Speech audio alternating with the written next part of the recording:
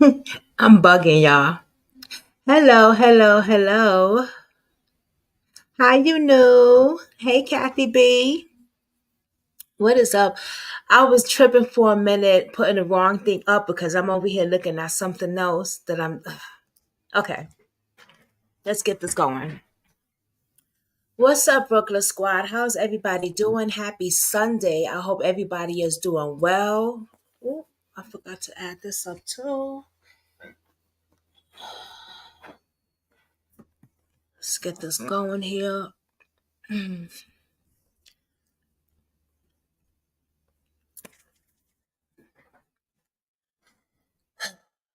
Before I start this other case, right, that I'm going to bring to you, I want to ask each and every one of. First of all, I want to say thank you for you ladies supporting my channel. Thank you for you ladies supporting the victims and their families. Because you don't have to do it, but you do it because you have a good heart. And I want to say thank you. I also just want to do a quick check in to see how everybody's doing. I think I'm going to start doing that again like I used to, because we deal with a lot. There's a lot going on. I put a lot of crimes on my platform. And not only that, but I'm pretty sure a lot of us got a lot going on in your own lives. I just want to do a quick check in with everybody to make sure everyone's good. And if you're not good, we'll see if we could fix that today. And if we can't, we're gonna do a prayer regardless, and know that we are here for one another in any form and fashion. If you get what I'm saying, you know what I'm saying. Like, we are here for one another. We are here to support one another. So how is everybody doing today? I just want to make sure everybody's good. Kathy B, I know you have a struggle. You lost someone in your family. How are you doing today?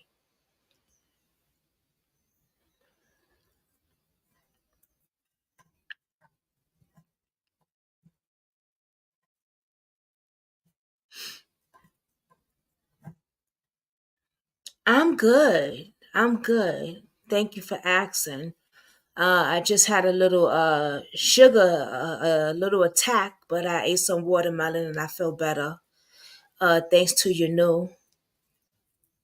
Shout out to her. She was with me when I had the sugar attack, when I had the low attack. The funeral is next week. How are you feeling? Like, are you all right? I know it's hard on you and your family. You know, I'm here if you need me. We're here if you need us. We're keeping you in prayer. You know, if you need to talk and you can need it, and if you're up 4 or 5 in the morning, give me a call.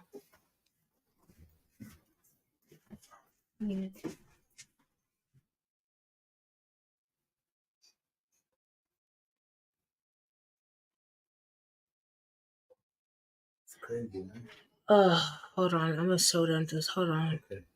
Good. You have to be careful with your sugar. I'll be okay. I want to know how y'all doing today. Listen to what Dave just brought me in the room. This is what he just brought me on his phone. He just came in the bedroom.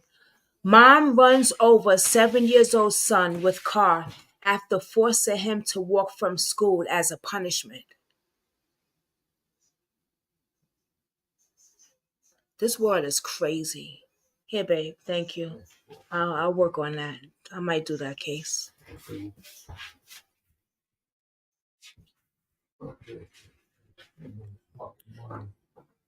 So everyone's good? Okay. Garbage. Babe. But thank you all for worrying about me. Thank you.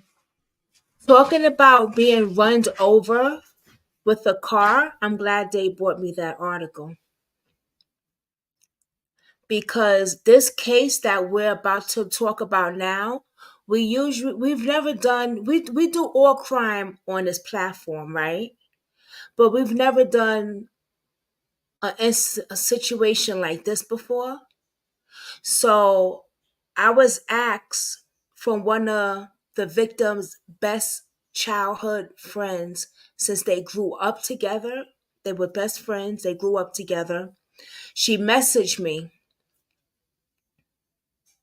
on TikTok and asked me if I can cover this. And of course, I'm going to cover it.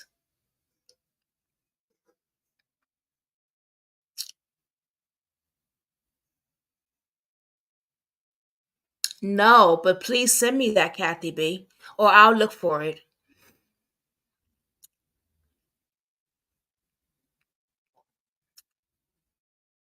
Um,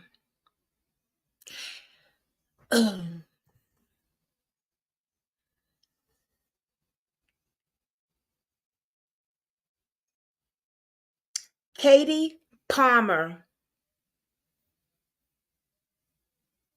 and her husband, John Palmer,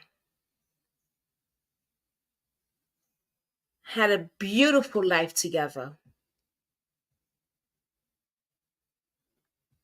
Beautiful kids, beautiful home, beautiful, amazing career. If I'm not mistaken, he went into the force, then came out. She was a teacher. She loved her students. She loved teaching.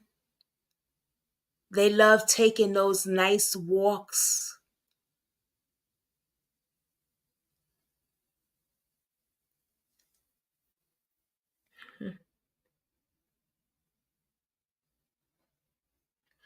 On April 21st, 2020, Grayson County, Texas, is where this happened. Those nice walks that she likes to take with her husband, that day she decided. And as they was walking the Taylor walk, like they always do together, husband and wife,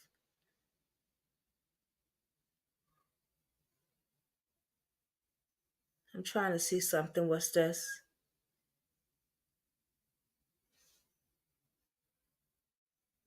Oh, okay. I'm sorry, I was looking at something else. As they always do as husband and wife,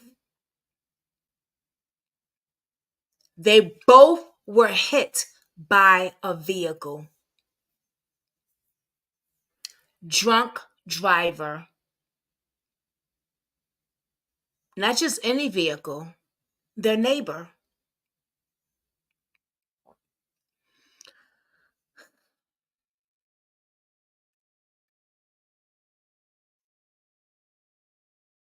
Wow.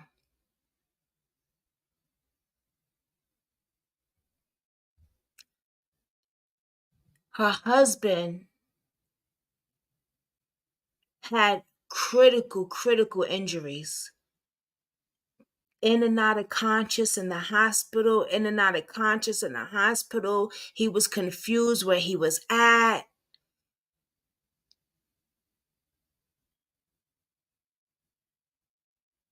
But Katie died.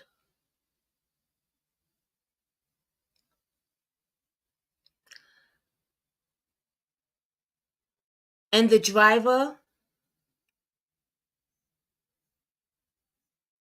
suffered no consequences at all. Nothing. Slap on a hand, walk away, took him home and called it a day. And her husband, who is raising their beautiful children, is fighting for justice. So I'm going to show you a few videos, a few clips that I just found him on YouTube, actually, his channel, in the courtroom talking to the judge. Like, I found a few clips of his, and I also found the clip of the accident where the officer was talking to the neighbor, the drunk driver. I'm going to show you that. And I'm going to show you an interview that he did with a content creator. So you can hear for yourself.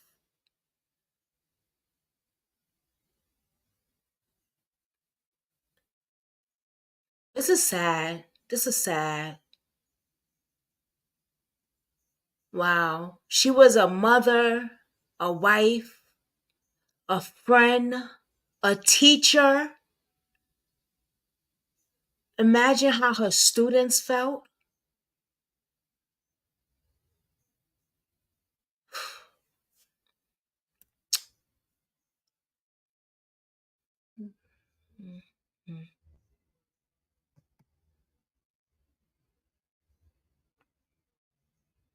Let's go with the interview first. Actually, no. Let's go with the accident first. Yeah.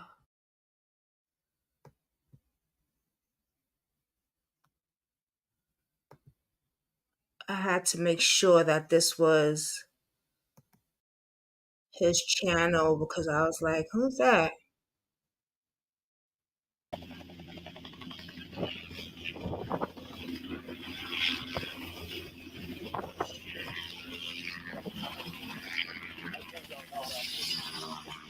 Oh, by the way, Hey, did y'all get an ID on that one yet or anything?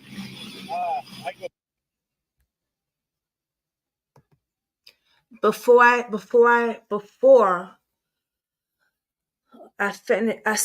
let that start, let me just tell you something what her friend said to me. Because it just didn't hit her, guys. Like, it just didn't hit her. It actually threw her 70 feet over the fence into a pastern when she unalive. No arrest, no accountability.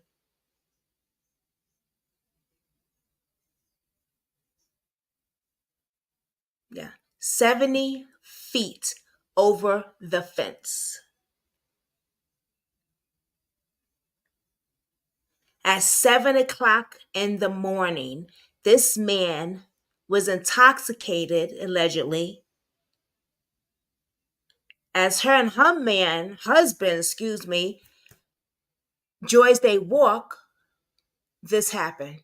This is wow. We'll find out. Boss, I think the other one too. Yeah. Other one's in the back here. Hey, man. Just stand out there, okay?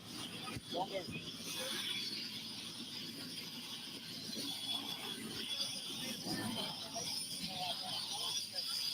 Here, he can try and give it to you. They don't have any information on that. It's not as bad.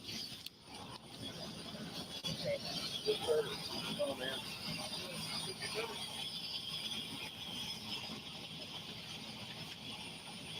What's your name? John Palmer? John? Okay.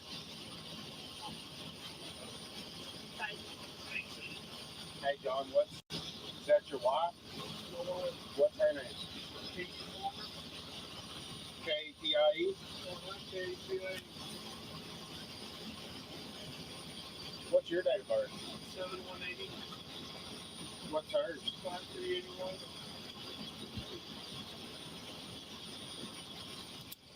Hey, John, real quick, I know they're tending to you.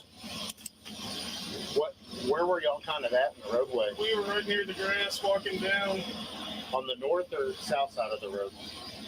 Facing going back towards Were you walking east towards Highland?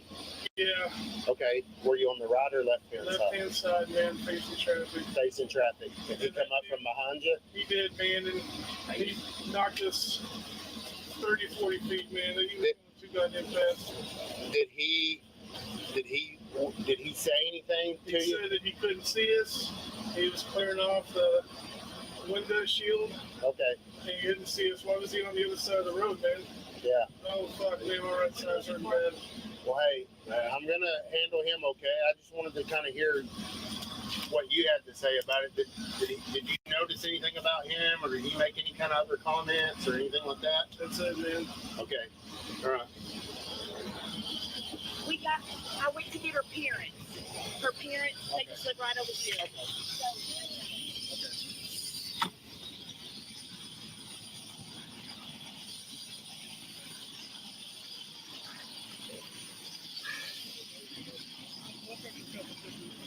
So they got all her info. Well, Kate Palmer. 5381. Okay.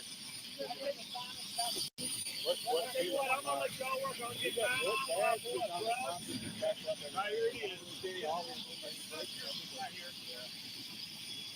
Okay.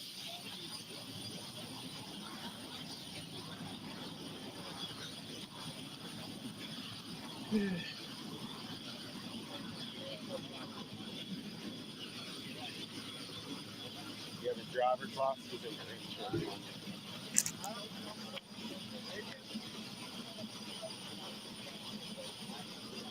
Where's your truck? Are they in it? Well, it's going to be. Okay. This is the only thing you have? Yeah. Do you have your insurance? Yeah.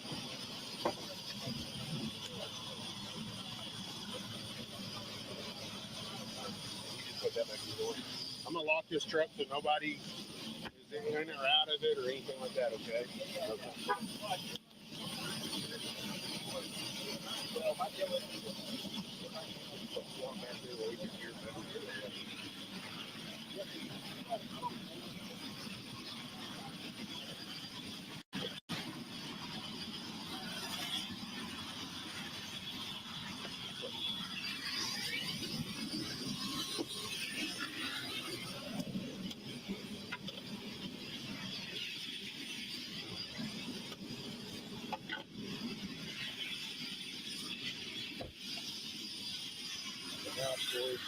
Can you tell me what? Well, I was leaving the house to go get a couple of guys who were going to help me do some work today, and I was just clearing my windshield. It was real foggy. Yeah. And then I had them on high, and I just couldn't see because the glare was so bad. Yeah. Which I shouldn't have driven. Yeah. I should have waited at the house until What side of the road were they on that you noticed? I didn't know. I thought I hit a telephone pole. I never saw them. Okay. So then you just pulled over. But I assumed they were on. I assumed they were on where you stopped right there. No. I moved out of the way so the. Okay. Yeah. So you moved it prior to me getting here. Yeah. Well, because I wanted the ambulance and stuff to get here. Okay. Also, this man right here, the driver, has a record. Okay. This driver is Corey Forster. He has a 20-year history of violent crime, including, I didn't say that right.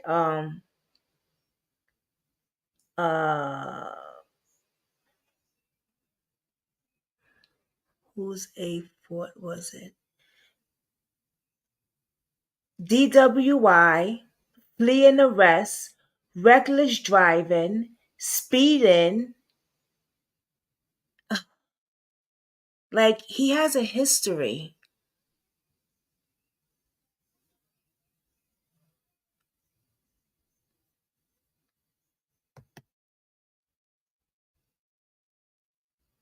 Whose fault was it?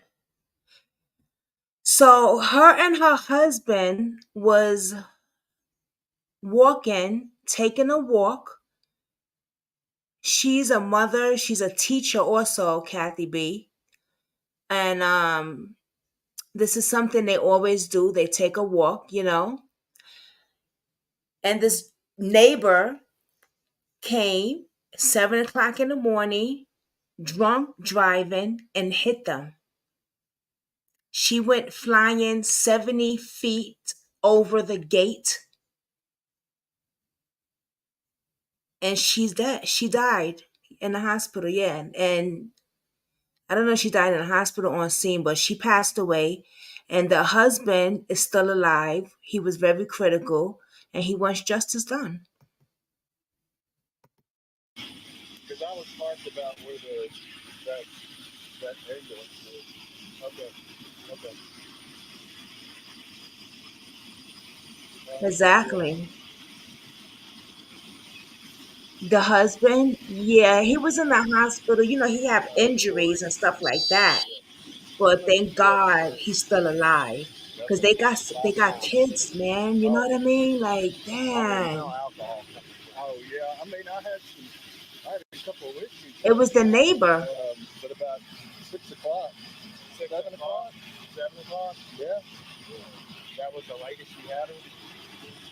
I mean, I went It to was the bed. neighbor. They were walking. They were taking a walk. 7 in the morning. So you had how many yesterday? I mean, honestly, I don't know. Okay. My friend was killed by a drunk driver, and I was on the scene with my friend who was his wife, but he lay in the street covered with a sheet. Oh my gosh, Pat. Ooh.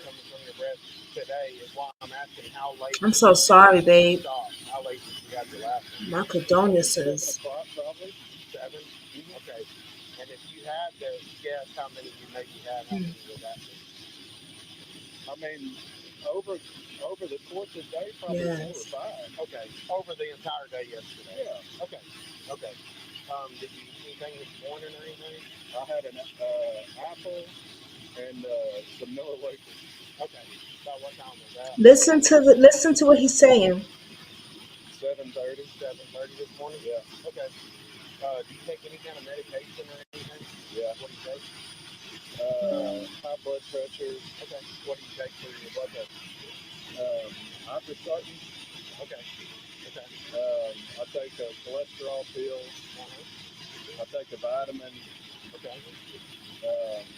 And metformin. And what? Metformin. Metformin? Mm-hmm. What's that? For diabetes. For your diabetes? Okay. Okay. So it's just a pill that you take for your diabetes. Right. Okay. You don't take shots or anything like that. Okay. Okay. But I didn't check my sugar or anything this morning, but I feel fine. Yeah. Okay. Okay.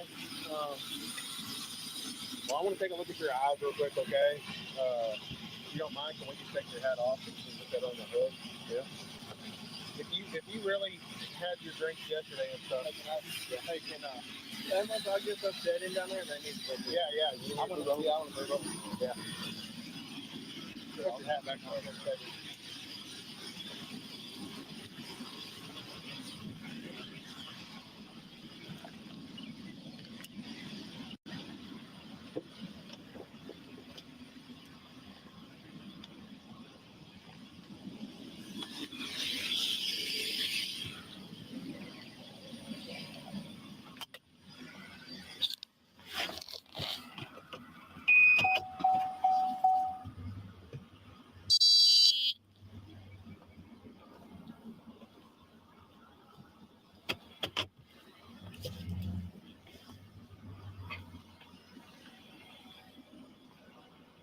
One detour.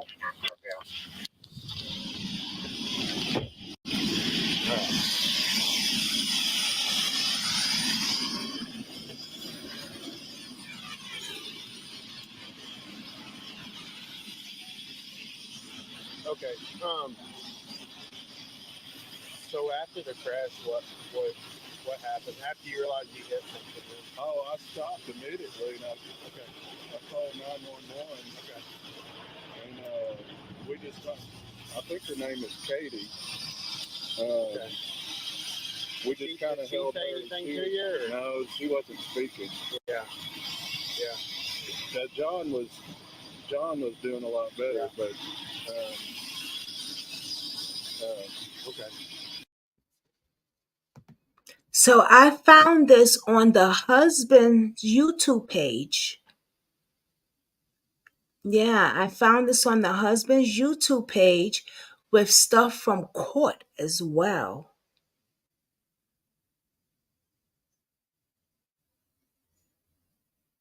So we're going to take a look at that in an interview he did. But check this out. The thing that, because we never done something like this is something new for us on here, but we cover it all. You know what I mean? We cover it all. And I didn't know about this. Her best friend that she went to school with messaged me in my TikTok. That's how I found out about this. So she has a lot of people that care about her and wants justice because this man is still walking free like nothing. Who would say that this won't happen to somebody else? They deserve justice. This is horrible. That he got nothing done to him. What was the charge of for him? That's what I want to know. I didn't get to know that. But I will find out when we look at that interview. Because I don't think nothing was charged for him at all. but I stayed there with him. Okay. No, I understand. Well, all right. Well, what I want you to do is come stand right here in front of me, out here. She turned it on. And hey, let's do face a little bit like this. That way that sun's not Fan on. towards me. Oh, yeah. Towards me. And he can stand up right up here on this right here. Put your feet together and your arms down at your side. Okay? Actually, let's do this. Come right here. There you go. Right there like that. That'll get you out of the sun, out of... Anybody go there? I'm moving my finger back and forth, side to side, okay? My finger. Just follow the tip of my finger, your eyes and eyes only. So don't move your head, just move your eyes only. Don't move your body, just your eyes. Okay? You understand this point? Okay. Now put your feet together for me, okay? Oh, I'm sorry, Kathy B.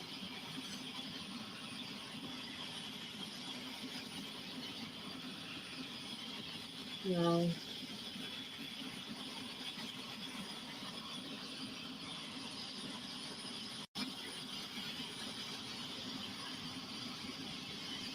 I've seen a childhood friend get hit by a car when I was little too. Keep following, okay?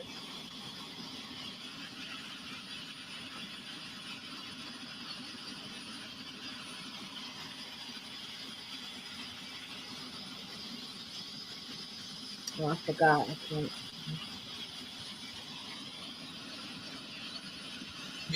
Michelle.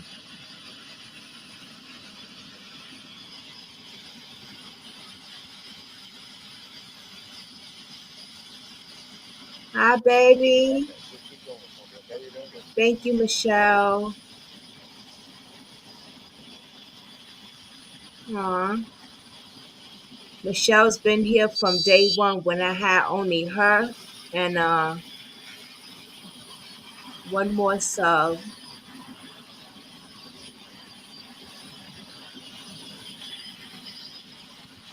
Her and Impress. That's my day one right there. Follow my finger up and down now, all right?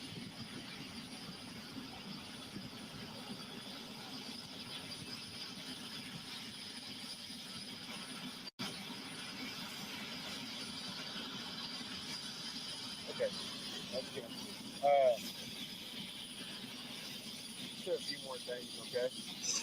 Hey, I'm doing this, okay? It's to protect you too, okay? It's both ways, okay? I want to roll out that hey, you're not toxic, okay? That and I want you to be able to do that. Hey, roll out. Hey, I'm not toxic or anything, okay? Which I'm Are you not saying that you are, serious? okay. So can we back this truck up a little bit? Okay, that pissed me off. They're more focused on him than focusing on the victims. The cop just said to him, we want to rule out that, hey, you're not intoxicated, okay? Like, you're good, like, you're not intoxicated. This man, 7 o'clock in the morning, just hit a husband and wife as they're going on their morning walk. Because of him, she's unalived, and her husband has to raise now their children by himself. This woman was a teacher, a wife, a friend.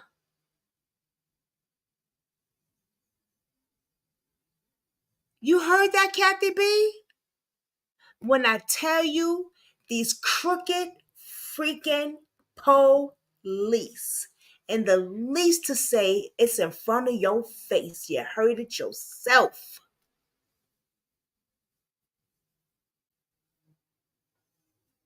Unbelievable.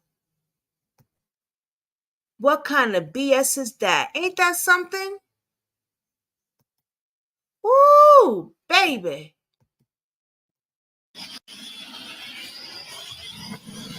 Just back it up, Tom.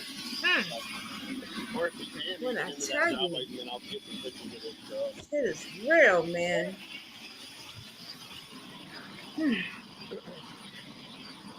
We're gonna move this truck so we can have a little bit more room, and then we'll finish this stuff. So you live right down here, I guess? Oh, okay.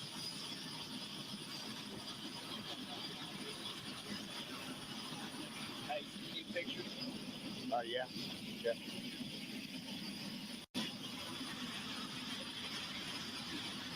Does that guy in the gray shirt like live right there? Yeah. Oh, okay. It looks like. Can you please wait back there for me, please? Like, back there farther, please? That's my mom. Oh, okay. Just come in right here beside me. Don't take that way. She lives close by or something, dude? Yeah, well, over by the soccer field. Oh, okay. Did you call her? Yeah. Okay. Well, my daddy called while I was okay. doing all this. Yeah. Okay. Okay, what I want you to do is take the heel of your Hey, right foot, Barbara. put your left foot to the toe, put your arms down at your side. You just put your foot down. Just keep it down flat on the ground like that. Oh. Your arms at your side. Okay? When I tell you to, don't move until I tell you to, okay? You understand, Corey? Okay. When I tell you to, what I want you to do is take 9 heel-to-toe steps like towards my headlock there. As if there was an imaginary line coming out of your foot, take your steps on that line. Okay? Once you get to your 9th step, take a series of small steps turning, and take. Hang on, it's fine. We'll let them go through. No, hey, we'll let them go through, okay? All right, get back up there.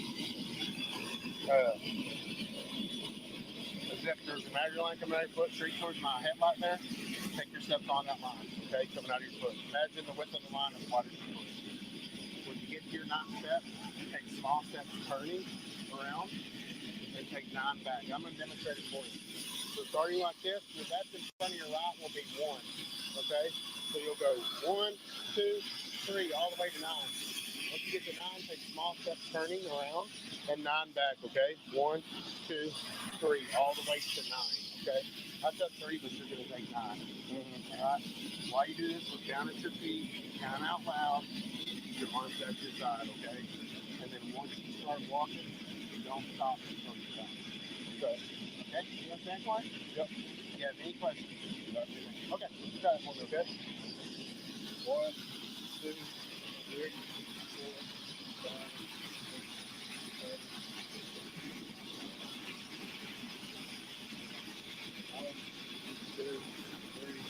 4, 5, 6, 7, 8, 9. All right. That's good. That's good.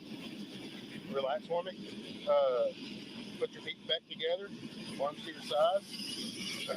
When I tell you to, what I want you to do is lift the front of either choice, your left or right, whichever one you feel more comfortable with, okay?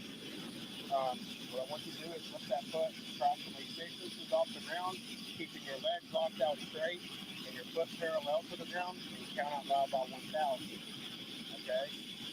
So I'm going to demonstrate for you. I'm going to lift my rock. Lift the rest of 4 rocks. Okay. So starting like this. Ma'am, back up. Hey, back up. I understand, but you can't go over there. Over here. No, he wasn't, Michelle. Nope. Run up to a helicopter. That's not a good No idea. justice at all. That's what they do. Yeah, I understand. Okay, so starting like this, 1001, 1002, 1003, 1004.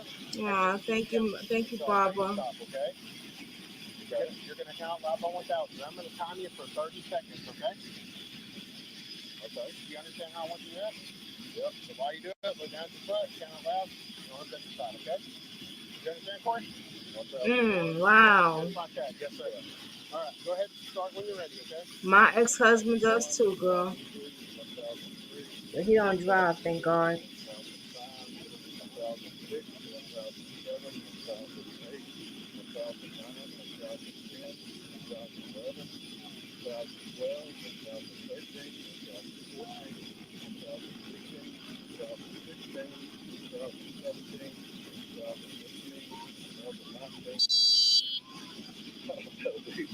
You're fine. Hey, come on. Just step up here. These are my work boots, and they're not level. Hey, I understand. Hey, I take all of that stuff into consideration. Okay, just wait right there for me.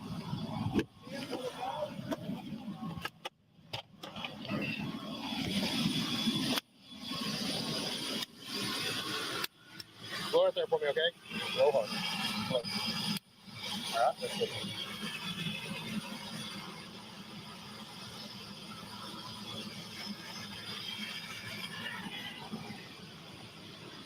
Yeah, it's not the best idea to be running up to a helicopter, though. I understand you want to get up there. I try to stay away from those things. So when did you say you quit drinking, for?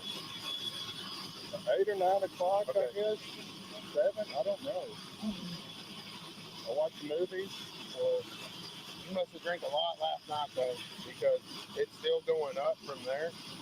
You're under the limit, but you still have that in your system that many hours later, okay?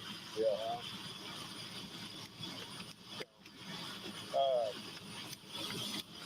Just hang out right here, okay?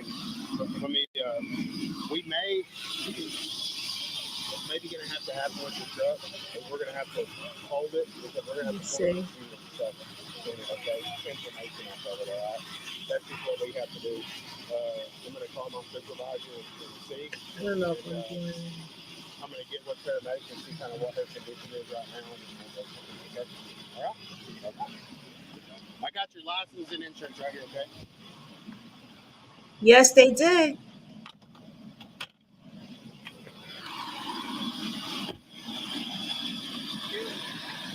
She drove right up behind me. Who's that? Okay, let me see.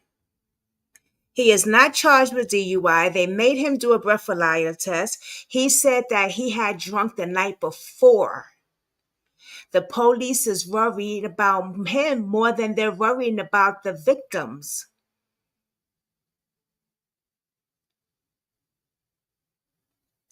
He did blow, and I believe it was low.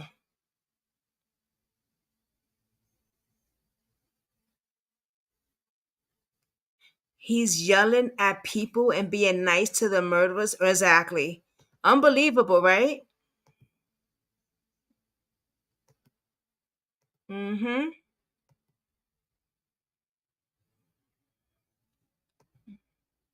They probably know him. Right. That's what I'm thinking.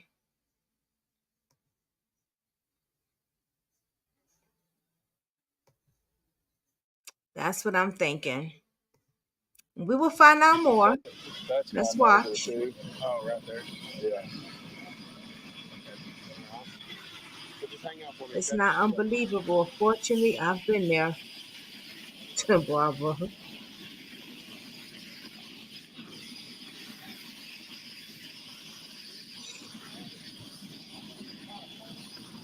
Oh. what's her condition now? I mean, head.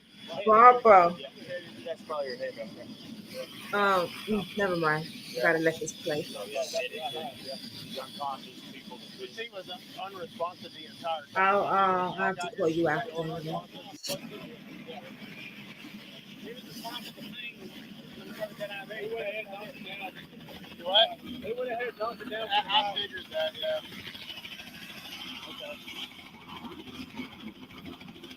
Uh, whenever you get a chance, if you can get everybody's name and stuff that was here, yeah, all the paramedics and stuff. I mean, it's so much, but yeah, we'll know who all the best. You have to get information by ID on him, just like Wow. Corey Todd Cost, is that right? Yeah. 84 and 7. 84. You have insurance on him? I just need they're making us do all this shit now, so there's a farm inspection. Yeah. Can I just take a picture of that? Is that possible?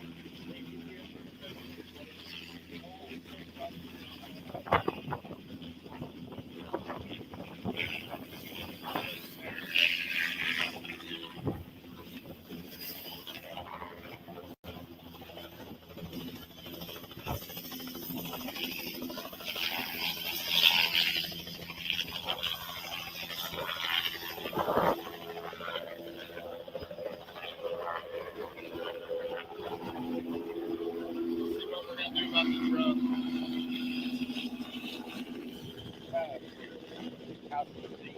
I had that issue happening to me as well. And they tried to put the Yes. Wow. Know who they are because he said he knows a bunch of people out here. Hey. So she was unresponsive the whole time. They think she's got a head injury. Her husband, he was talking and everything. I mean, he's just kind of banged up. So, but they flew her out, the female. No, I thought they were. They weren't. But she's knocked out. I mean, she was knocked out from the time she got hit, and she's still, well, then they put her out, before they put her on the helicopter, but she was still unresponsive when they got here. So just a, bad head injury. I've done field sobriety on him, and he PBT'd in 06. So that's still from last night, So,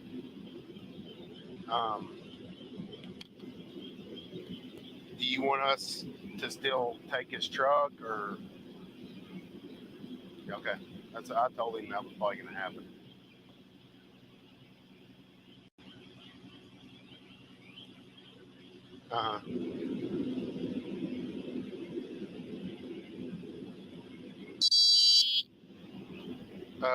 John and Katie Palmer.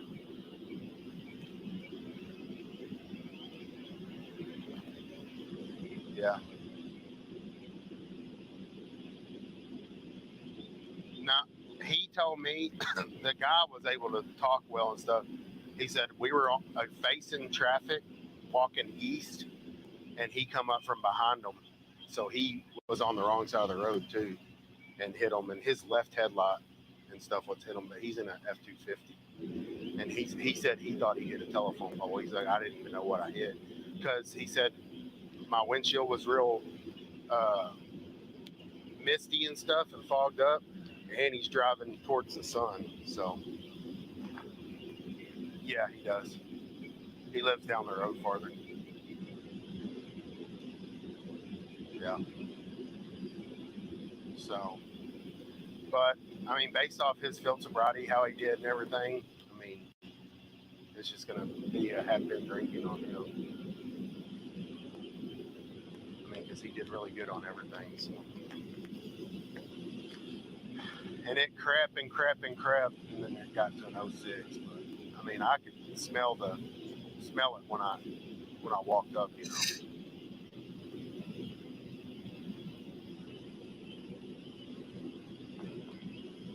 Yeah.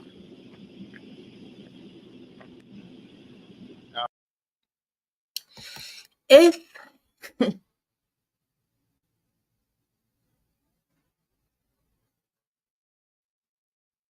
yeah, but if he could smell it on him, wow, at least he's telling the truth. So he passed the sobriety test. I guess so, girl. I don't know how that sobriety test go, but guess he did. Guess it got to be a certain number. And I just know of the guy. Oh, what did I do, y'all? Sorry.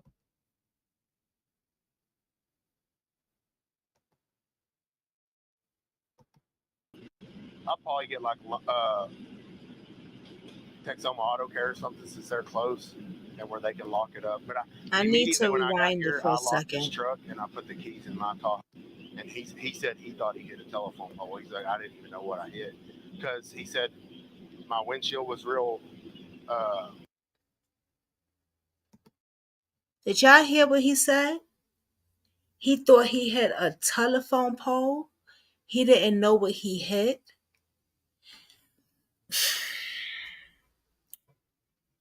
It's not raining outside. It's not snowing outside. The weather is not bad outside. How could you think, was you speeding?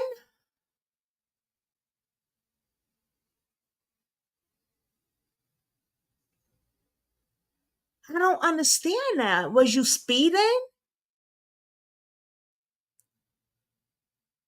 It's not dark.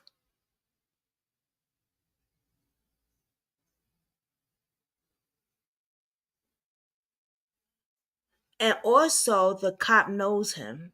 He said, listen up. That's why I rewinded it a little bit. And I was looking for some other stuff on it, and I found it on my phone. But listen up. Misty and stuff and fogged up, and he's driving towards the sun. So, yeah, he does. He lives down the road farther. Yeah. So, but I mean, based off his field sobriety, how he did and everything, I mean, it's just gonna be a have been drinking on him. I mean, because he did really good on everything. So. And it crept, and then it got to an 06. But I mean, I could smell it when I walked up, you know.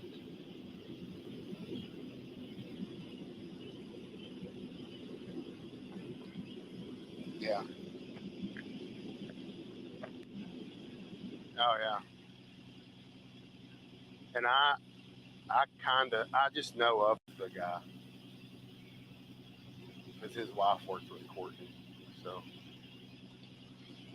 used to. All right, well, we're gonna get everything taken care of. Do what?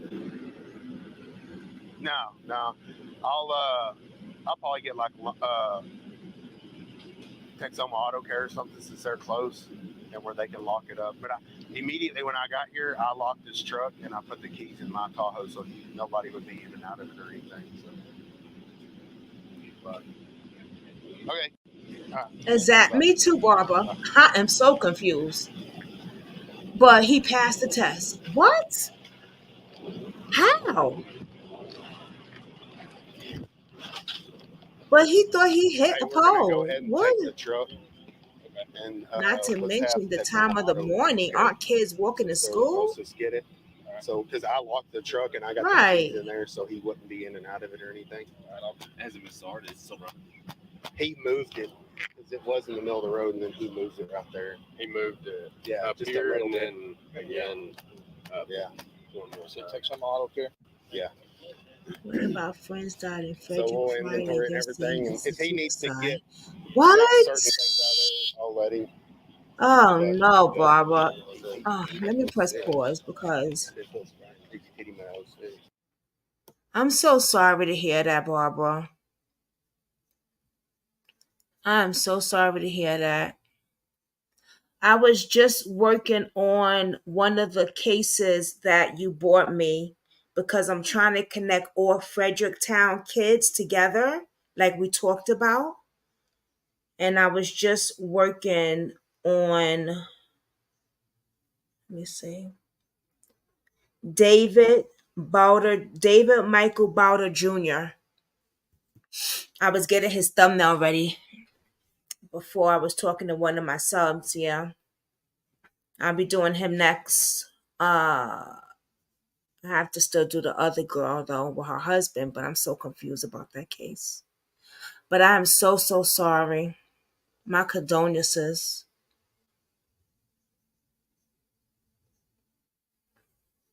That Fredericktown, something I'm telling you. That's why I want to link everything together, like we talked about. Mhm. What?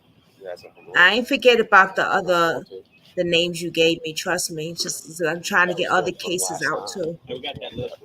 Okay, cool. Thanks. Sounds good.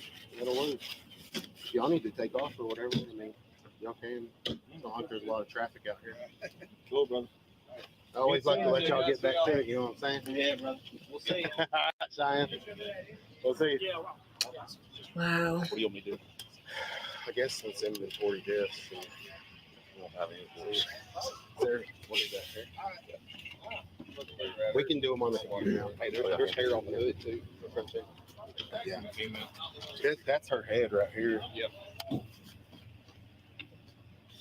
So just think you're going to be bending back like that. There's another one. What happened? Yeah. Um, but they were on this side walking against traffic. But his windshield's kind of fogged up, you know, and then he's going towards the sun. And he said, I thought I hit a telephone pole. Are you kidding me? So he said, he hit him hard. So did he? Say he was moving. Yeah. Are they laughing?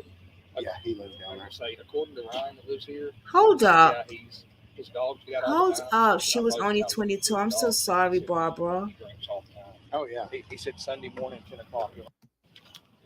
Thanks. Sounds good. That'll work. I rewinded Y'all it. need to take off or whatever. I mean, y'all can. It's not like there's a lot of traffic out here. Cool, brother. I always like to let y'all get back to it. You know what I'm saying? Yeah, brother. We'll see you. Cheyenne. We'll see you. What do you want me to do? I guess since inventory deaths, and We don't have any. there, what is that? Hair? We can do them on the computer now. Hey, there's hair on the hood too. Yeah. Female. That's her head right here. Yep. So just think you're going to be bending back like that. There's another one. What happened to radar check? But they were on this side walking against traffic. But his windshield's kind of fogged up, you know, and then he's going towards the sun. And he said, I thought I hit a telephone pole. Are you kidding me? So he said, he hit him hard. So did he? Yes, of course we would pray for the family. Moving. Yeah. Does he live down this way? Yeah, he lives down there. Say according to Ryan. Prayer lives here. works. He said, yeah, his dogs got all the time. So he said, I thought he was out looking for his dogs, but he said he drinks all the time. Oh, yeah. He said Sunday morning, 10 o'clock, he'll have a beer crack. I know. I saw that. I heard that. That's You what know, I'm that's wanting to know what's in this Wow. right here. That's sitting in the cup holder. I can unlock it. I'm gonna get you the keys, David, where you can start getting stuff inside of it or whatever. mm. Hey, do you have anything in the pickup that you're gonna need to get out or anything?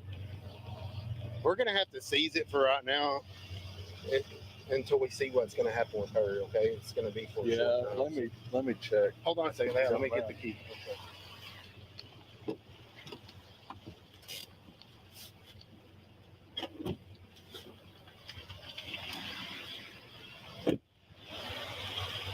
Sure does. Oh, my mom told her to go home. It's okay. She can be out here. I just didn't want her running up Well, here. I just didn't know how long I'd be here. No, not that. We'll be able to cut you loose. Yeah, I've just got some bills. How long do you think we'll have it? I'm hoping not more So they than got just me cursing. a couple. It could be even later this evening. Oh, I just got to. Hey, what's in that cup right there? water. Yeah.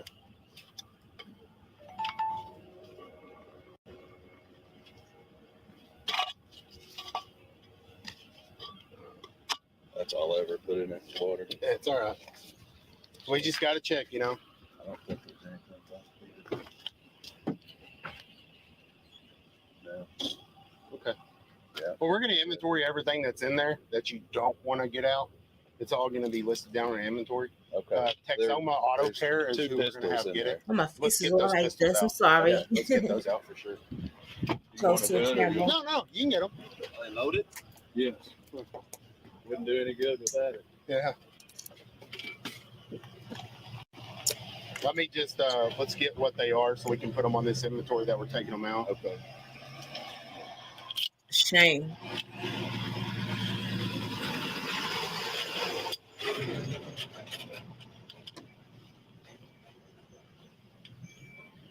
What is that? Is that a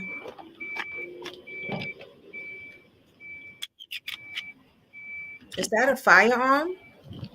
2 Glocks, huh? And I'm not even a Glock fan. Yeah. Oh, he got two Yeah, take two those magazines and Glocks. stuff. Is he licensed to carry?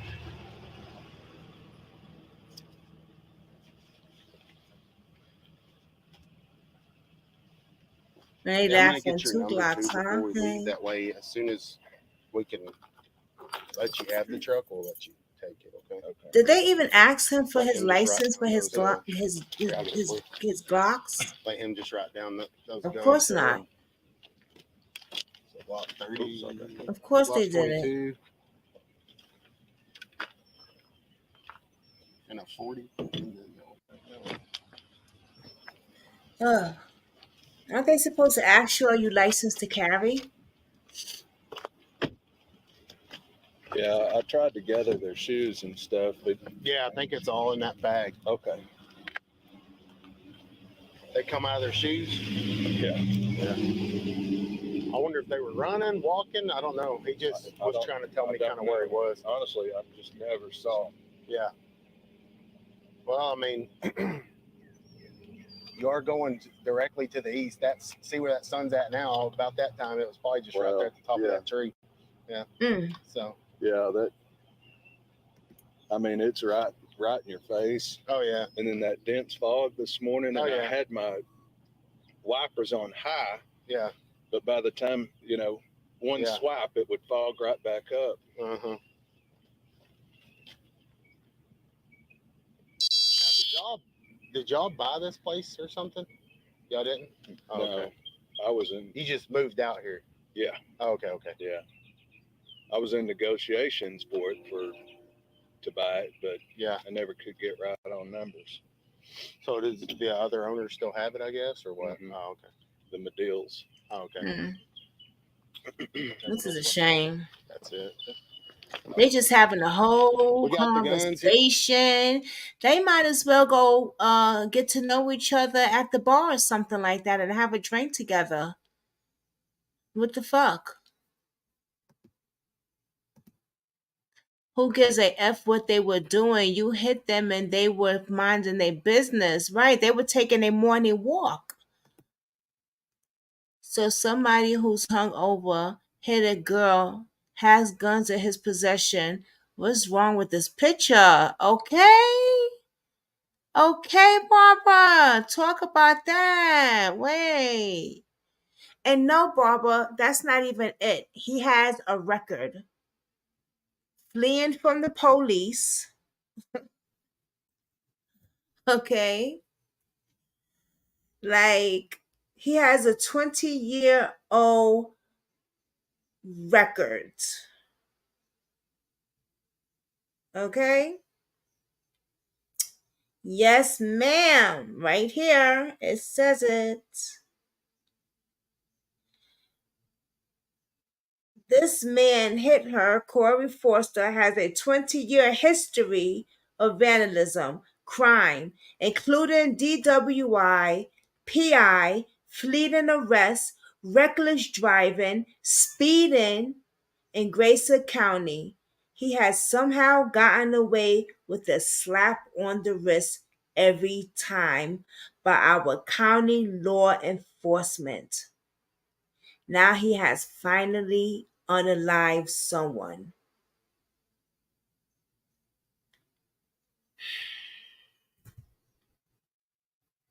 Mm, mm, mm. Here, here, I'll carry him with you. You gonna ride with your mom? Oh yeah. Okay. I can't. I just gotta finish writing down this. Or I This can is- wait on you if you don't mind. No. Because That's she what I has said. COPD, They didn't ask for his and we're gun, trying not to. his license. Oh, they Like around each what? other? Yeah. That's fine. Then if you want to call her up here and talk to her from the window or whatever, that's fine. But yeah, if you can call somebody to come. Yeah, I can call him. Tell your mom everything's okay.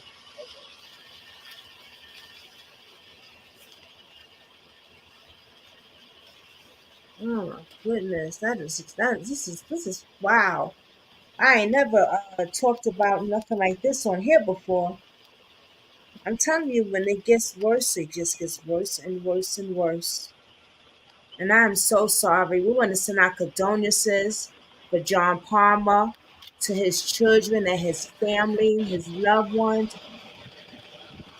think we may have to Anything do I can something do to with help this out. anybody. It's just gonna be held in maybe a couple of days or something until we can see the outcome of this crash. Okay. So you just want to pull wherever and then. Okay. Thanks.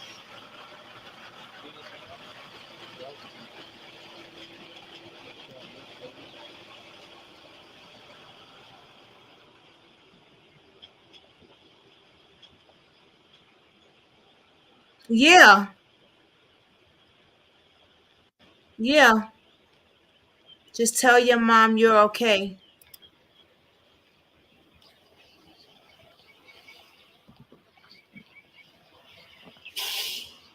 Yep, I heard that.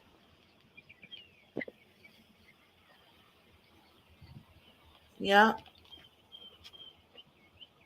I definitely heard that. Hey, is there Mm. anything else you want me to do before I let this guy go?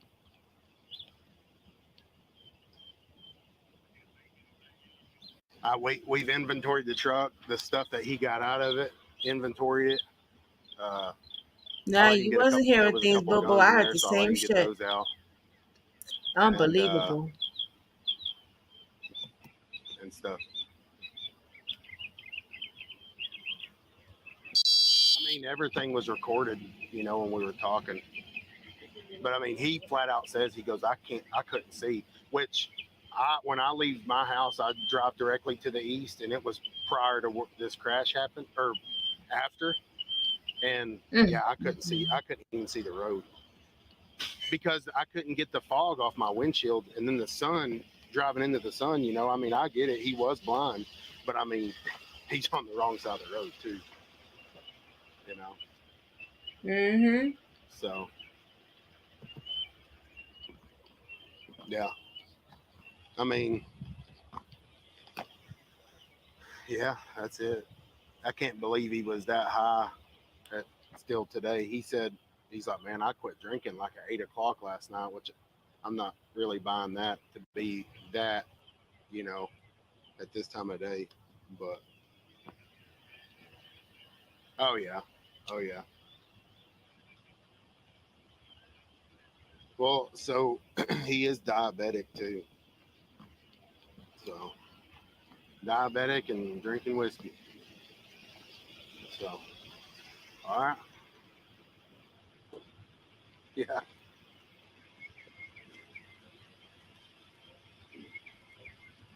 Uh-huh.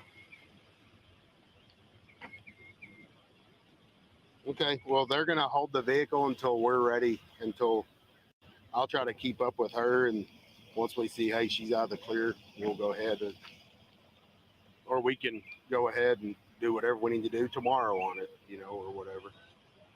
So Unbelievable. Yeah. She just whacked her head real good because there's hair and stuff on top of the hood. Whacked her hair real Oh, I good. know, and I say it's That's a how they F-250, describe you know. the victim. He didn't say.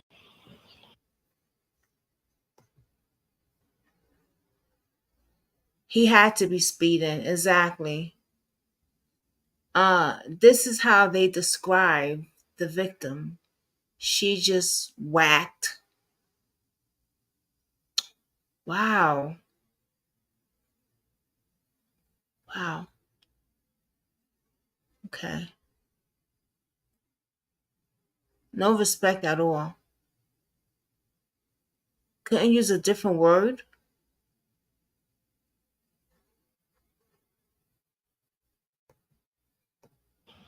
He just said, I could not see at all. He's like, I really couldn't. He goes, I probably should have just stopped.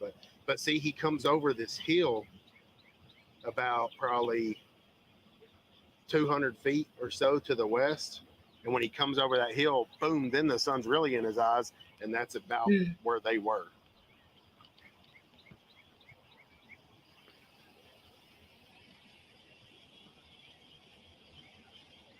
Oh, yeah.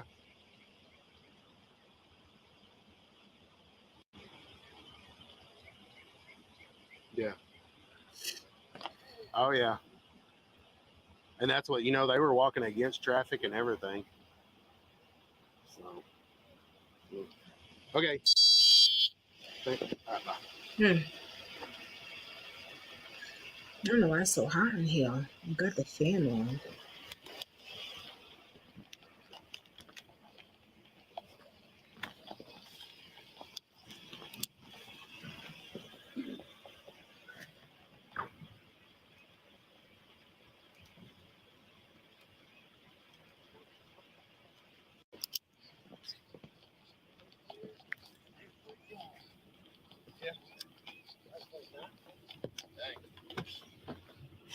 We got a mutual friend, Yeah, who's that? Marvin Graves. Oh, yeah. Well, me and Marvin used to run around together. That poor guy. I tell you. I say poor guy sometimes, but then I think of what he did, and I just think, can't. you idiot. I can't see Marvin. No, I can't. the dude see had never Marvin. even had a speeding ticket. I can't see him swatting a fly. I know. You know, we used to Blaming the fish all victims the because if he time. wasn't So you drunk, he probably know would my have dad been Yeah, I then. able worked to for see your the dad. fuck. Yeah. Exactly. Yeah. Homer and Yeah. Eric is my brother. Yeah, okay. Yeah, man. That dude, he lost it that day, huh? I just, to this day, I don't think he thinks he done it. He still don't. He lost his mind. I think that's what it is. I mean, he's seriously somebody that he lost it. He lost it. Yeah, Prior you to that, lost it he too ain't by got not it back arresting yet. his behind and Wonder putting how him he's doing, behind maybe. jail, putting him I behind haven't- bars. Mom and them. Instead, I haven't you spoke just to him in several years. He calls my dad quite regular and stuff. Yeah. You know. He was really, really good friend. Yeah. did you hear that? Yeah, it was man, he affected a lot of people. My dad Yeah, did I and worked stuff for too. your Yeah. dad. Yeah. I remember Amir. Yeah. Homer and Yeah. Eric is my brother. Yeah, okay. Yeah, man. That dude, he lost it that day, huh? I just, to this day, I don't think he thinks he done it. He still don't. He lost his mind. I think that's what it is. I mean, he's seriously somebody that he lost it. He lost it prior to that, and he ain't got it back yet. I wonder how he's doing. Have you heard? I Lots my mom and him.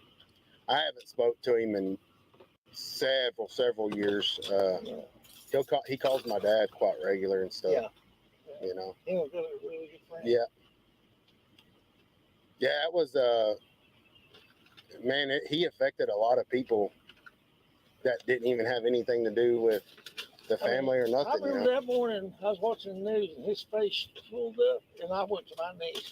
I thought, there's no way. I would have expected my mother to do that before him. I know. I just couldn't believe it. Yeah, I know. It was a bad deal. Bad deal. He's got somebody coming to get him. He tries not to be around his mom right now. So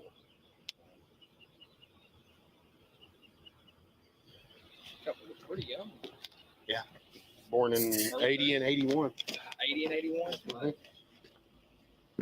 Okay, the Who, paramedics I in place wonder, in wait a 87. minute, y'all.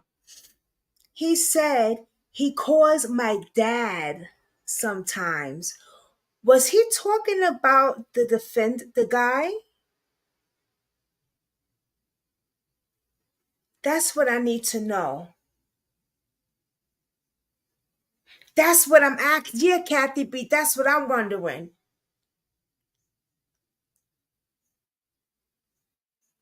He was. So something happened with the driver's family, I guess. And he must have went through it a long time ago. And so he knows okay, they know each other. They know each other. Okay. Okay. We got that clear. Oh yeah, this might be a long one today. I thought I was gonna be doing some other cases today besides this one, but this might be the long one. I'm gonna have to hold off on the other case to tomorrow. The one I was gonna do to tomorrow. I didn't finish the thumbnail for it anyway, so. But yes, because he's the other cop said he wouldn't hit a fly. But he has a record. But let's see if he has a record um of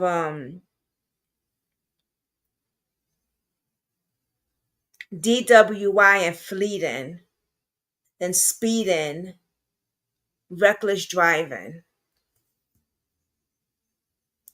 This must be his first accident.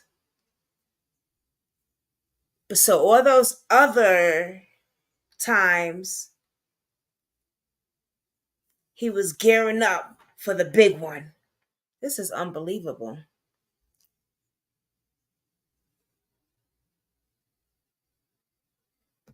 Unbelievable.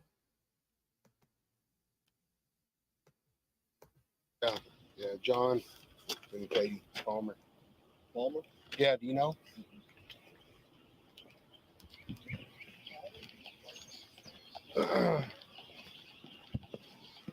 She on her way? She on her way? Man, I'll give you a ride. I just need to clear my head. No, I'll give you a ride, man. Okay. Here's your license and insurance. Yeah, here, I'll give you a ride home. Hey, no problem.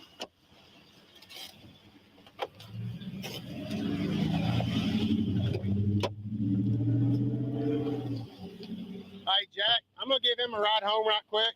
Okay. Hey, here's the key. He is giving him a ride home. He's not giving him a ride to the hospital or to the police station. He's giving him a ride home. This shit ain't legal. What the hell? Oh, baby, no, we cannot.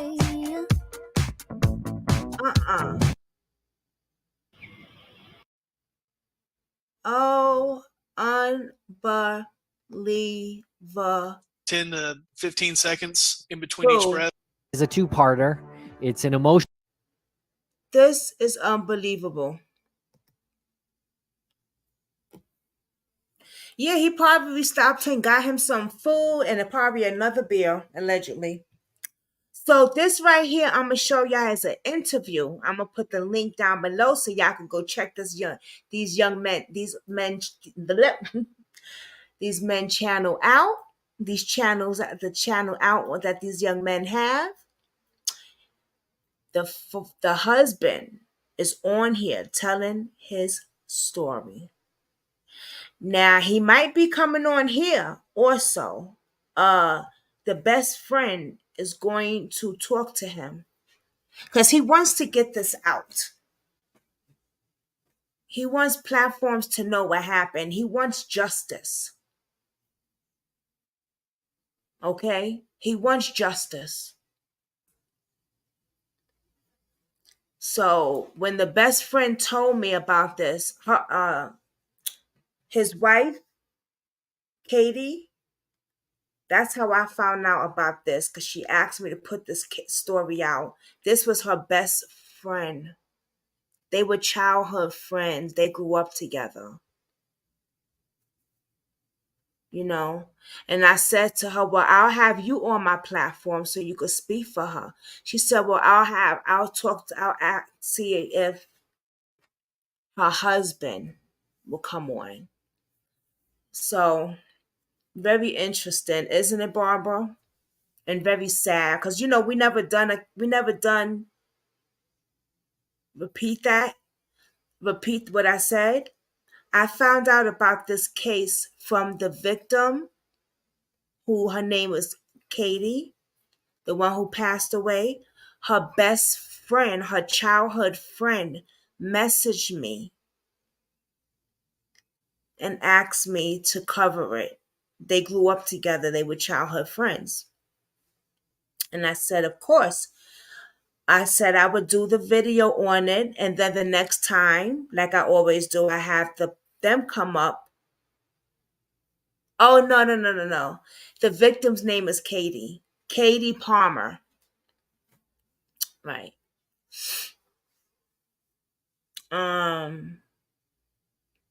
This breaks my heart. This is very interesting because we've never done something like this on here. It's not usually what we do, but we do all crime cases. We take any case of a crime. I take anything. Any case of a crime. Burning your child is a crime. I cover that. Anything. So let's watch the interview that the husband did. We send our condolences. There's so much stuff I have on this, though, I have to show y'all. As I'm showing y'all that, I'm over here putting up more stuff on my phone to show y'all. Like, it's crazy. Yeah. Court stuff and everything. Let's get to it. Emotional two-parter. We speak with a man named John Palmer, who recently lost his wife in a very tragic automobile incident. And I just want to say we're really happy to speak with John. Okay, thank you. And try to help with his mission. Absolutely. Hold on. I sent you because I don't. Oh, all right. Thank you, Kathy B. Also, Nancy Grace covered this also, I found out when I was looking through some stuff. She covered this also. So that's very interesting. So we could take a look at that as well. Okay.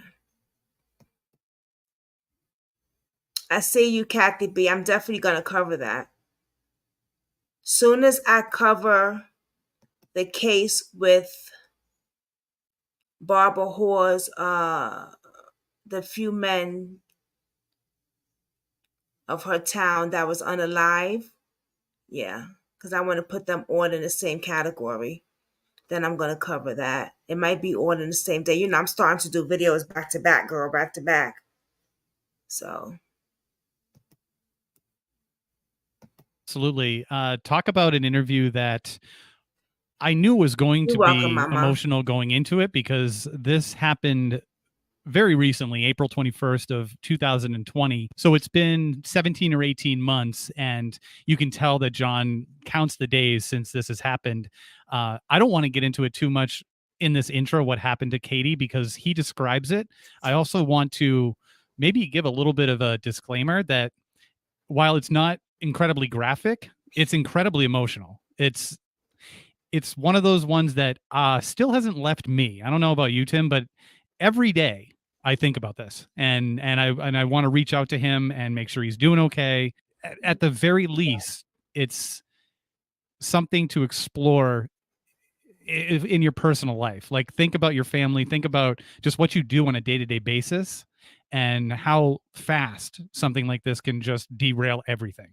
Absolutely. And yeah, I agree. It's really hard not to think about this case and to think about John and Katie and their children when you see your own family. It's definitely a story that will stick with folks, and they need help. They need the word to be spread about this case. There was a grand jury that was held in Grayson County, Texas, and they declined to indict.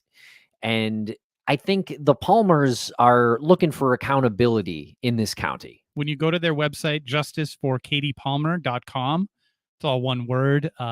It says there, what do we want? And first line, we want justice. That's it. They want justice. They want the accountability, and they just out of respect for Katie and for her family, for John, for their kids, just hold some accountability, like you said. And check out justiceforkatiepalmer.com.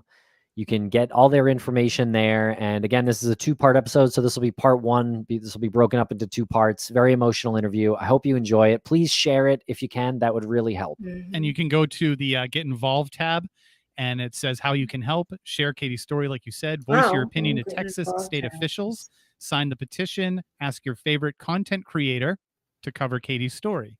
So that's sort of our call out to our peers here in this podcasting world. If you haven't covered Katie's story, please get in touch with John. You can contact him directly through the website, or you could email us as well, and we can make the connection for you. And there's a link on that page as well, how to file a complaint against a state trooper to Texas Department of Safety Inspector General. So you can click on that link and you can file that complaint that is voicing your opinion to the Texas state officials. I know, baby. And one more quick bit of news before we get to the interview. If anybody is in town in Worcester, in Wormtown, on Saturday, November 13th, the show Death by Incarceration, hosted by Suave Gonzalez and Kevin McCracken. That's a show that's on our Crawlspace Media Network. They will be performing live at the Brick Box Theater in Worcester. Tickets are available via the link in the show notes. You can also check them out on their social media. They'll be posting about that with the link to the ticket sales.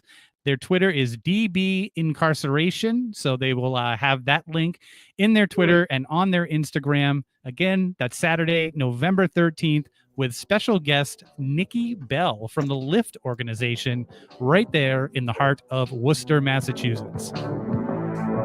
Oh, we can't have it. We deviate from time to time, but we always try to come back to these stories because we know the power of the platform. We know that people will listen and people will spread the word. They usually don't do stories like this either. Listenership is very responsible in that sense. They'll sign petitions. They'll contribute to a GoFundMe. They'll try to talk to whoever can make some difference in some injustice. Outstanding. And big shout out to Amanda Shirley, who connected us, who is fighting for justice in her brother's case. It's amazing, always amazing to me how families and advocates kind of connect behind the scenes and talk to these people. And we really say that is a great way to do it as well, because the more people that the more folks that you talk to, more podcasts or TV news appearances you appear on, it just makes it easier, I think, for even bigger shows to cover the case. It does, and I hate to use this word exposure, but I think it's a word that has to be used. The more podcasts that we're on, I feel like locally, especially with our district attorney, it can't go on to be ignored. The more exposure that we bring, and the more light that's shed on this injustice, surely our elected officials here in Grayson County will have to pay attention. Absolutely. And this is something that happened to you pretty recently. We're talking April 21st of last year of 2020. Yes, sir. We'll talk about the incident itself, but I really want to know about Katie the person. Can you tell us about her if you're able to? I absolutely can. She was compassionate and caring, and I really hate using the word was, but compassionate, caring, very intelligent. She taught science at the local middle school. She loved teaching. When it came to biology, I can't tell you how many times we'd be sitting at home on a Saturday not doing anything, and she would get us in the car. We go to Hagerman, which is a wildlife refuge, probably 5-10 miles away from our house, and we would be forced to go bird watching. So I don't know if you guys have kids, but trying to get kids that are 7 and 9 to go bird watching was quite a feat. But she was funny, very, and I've said this before, very family centric. Loved her mom and dad. Talked to her mom every day, saw her mom every day, and talked to her dad every day. She was a good soul, and she was my soulmate. And she was a science teacher? She was. She taught over at Scott Middle School. I'm going to tell you a little bit of a long story behind that. Sorry. Please. So when she got out of college, we went to the same college in Sherman, Texas, Austin College, and she got her degree in biology, and I got my degree in economics. I graduated a year before she did, and she wanted to be a teacher. So that's what she was going to do when she got out. I decided to join the military about a year or two after I got out. So she had just gotten her first teaching job, and I got deployed. I was stationed in Mississippi, and then I was going to be deployed.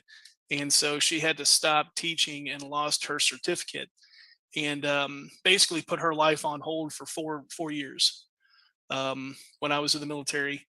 And then we had kids. So she raised both Bella and Brandon. And then when they... Yes, exactly, Kathy B. That's what I was saying. She imagined how her students felt. I said that in the beginning. Yes. Imagine how her students felt. She was a teacher. So sad.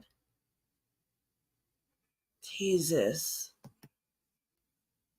They got to be old enough, she started to substitute teach, and then eventually went back into teaching. She went back and had a long-term substitute job over at the high school, and then went over to Scott Middle School, where she taught for four years.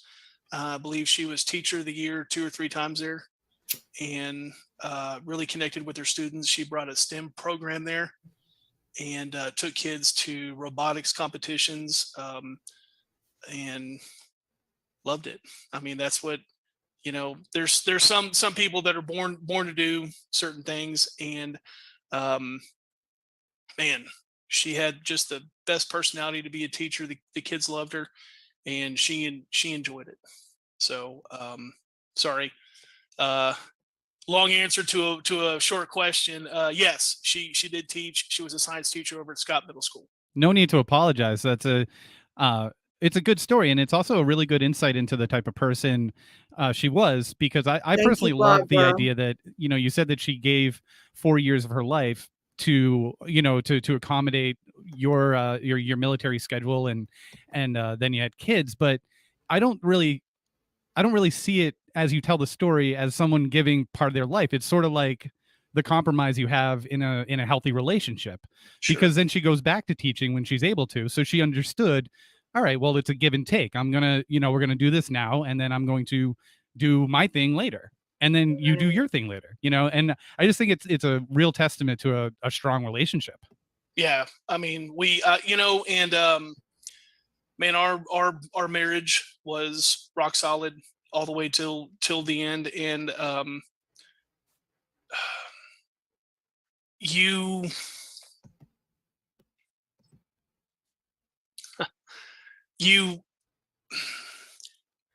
can never be prepared for somebody leaving this world the way that she did.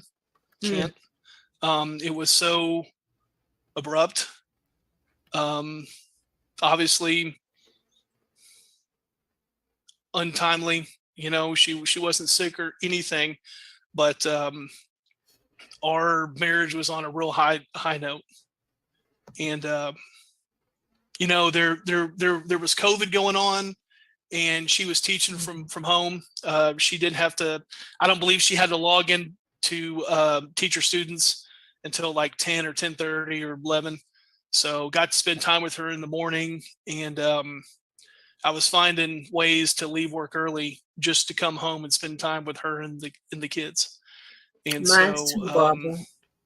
you know, we had a great marriage, and we were married just about 15 years. And those 15 years probably were better than some people that, you know, were married 40. And I'm just, I'm blessed to have known her for the 20 years that I did. Very blessed to have been married to a person like her for 15. It's amazing to hear someone like yourself say that you were blessed to have known somebody for 20 years. I find that amazing, because you could fall into, and I'm sure there are times when it was super dark, and you can fall into that. And I think going about it the right way, like you said, not looking at so much the tragedy of the loss, but the fact that you had the opportunity to know somebody for 2 decades, for most of your life. There's a long time together. Well, I mean, I, you know, really don't think that, really don't think I had the option to think of it any other way. You know, I've got 2 kids, and it could have been really easy to, you know, kind of fall into a hole, but I've got a great family around me. Oh, Can you help us? We no. need to drive away. 10 to 15 seconds in between each breath, like a really like quick labored breath. And I thought to myself, maybe we're going to be okay. Then I looked at her eyes, and Wait. her eyes were fixed. Wait. He was traveling from his house. To hear someone I'm sorry, like yourself y'all. say that you were blessed to have known somebody for 20 years. I find that amazing, because you could fall into, and I'm sure there are times when it was super dark, and you can fall into that. And I think going about it the right way, like you said, not looking at so much the tragedy of the loss, but the fact that you had the opportunity to know somebody for 2 decades, for most of your life. Yeah. Well, I mean, I, you know, really don't think that, really don't think I had the option to think of it any other way. You know, I've got 2 kids, and it could have been really easy to, April 21st, Kathy B. you know, kind of fall into a hole, but I've got a great family around me.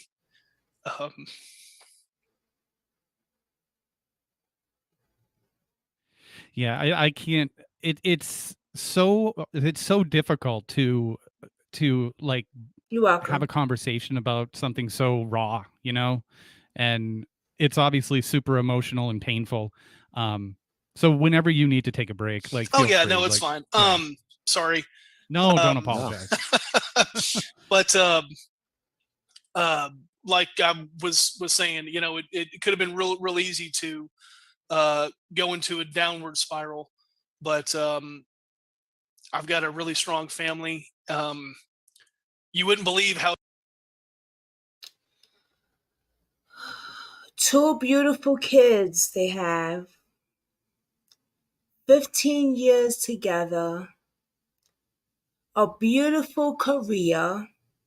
A strong friendship and a strong marriage. Beautiful home. Family. And it's taken away just a blink of an eye.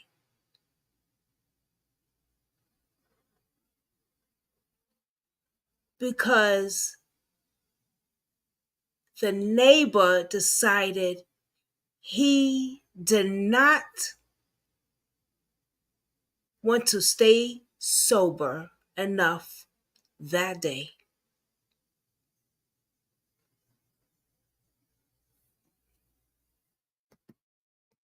how strong your kids are. But you know, my Mm. kids got me through it. Bella, Bella's my Please hit daughter, that like button, and y'all. you know, she was always the one We to had pretty 13 much. people. It's It's 11 not what now. she Please would hit the tell me. like There were button. certain times where I would tell her if something wasn't going her way, that you know, it's all right. You've been through a lot. You know, just be happy with where you're at. And she told me numerous times that she wasn't going to use anything as an excuse. You know, for a 14, 15-year-old kid to say that, that's pretty Wow. powerful. So if she's not going to go into a downward spiral, you know, as her father, you know, and as a parent, I can't. And my son, you know, has been there for me. He's very emotionally in tune with what's going on.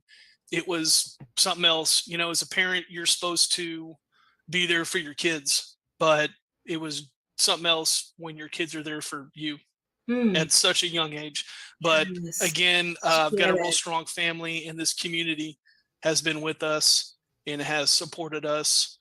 And, you know, it's just a testament to the kind of people that are here in Denison, Texas. Yeah, that's impressive. So your kids showed hear it you in his some voice. strength. Absolutely. Yes. And You your kids are can. teenagers? They are. Yes, sir. 15 and 12. Okay. And how have they done? I think as well as you possibly could. Amen. You know, again, that day they were asleep, and my mother-in-law had to come running in our house and tell them what was happening. So you could imagine just the initial shock of that. You know, you're asleep and you wake up to your grandmother telling you that both your parents have been hit, and she doesn't know if they're alive or dead. That's what my kids woke up to April 21st, 2020. They are so strong. Wow. Excuse me, y'all. Oh, it's been 17 months. Jesus. Okay. You would think that I could get through a Ooh, interview, baby. but sorry.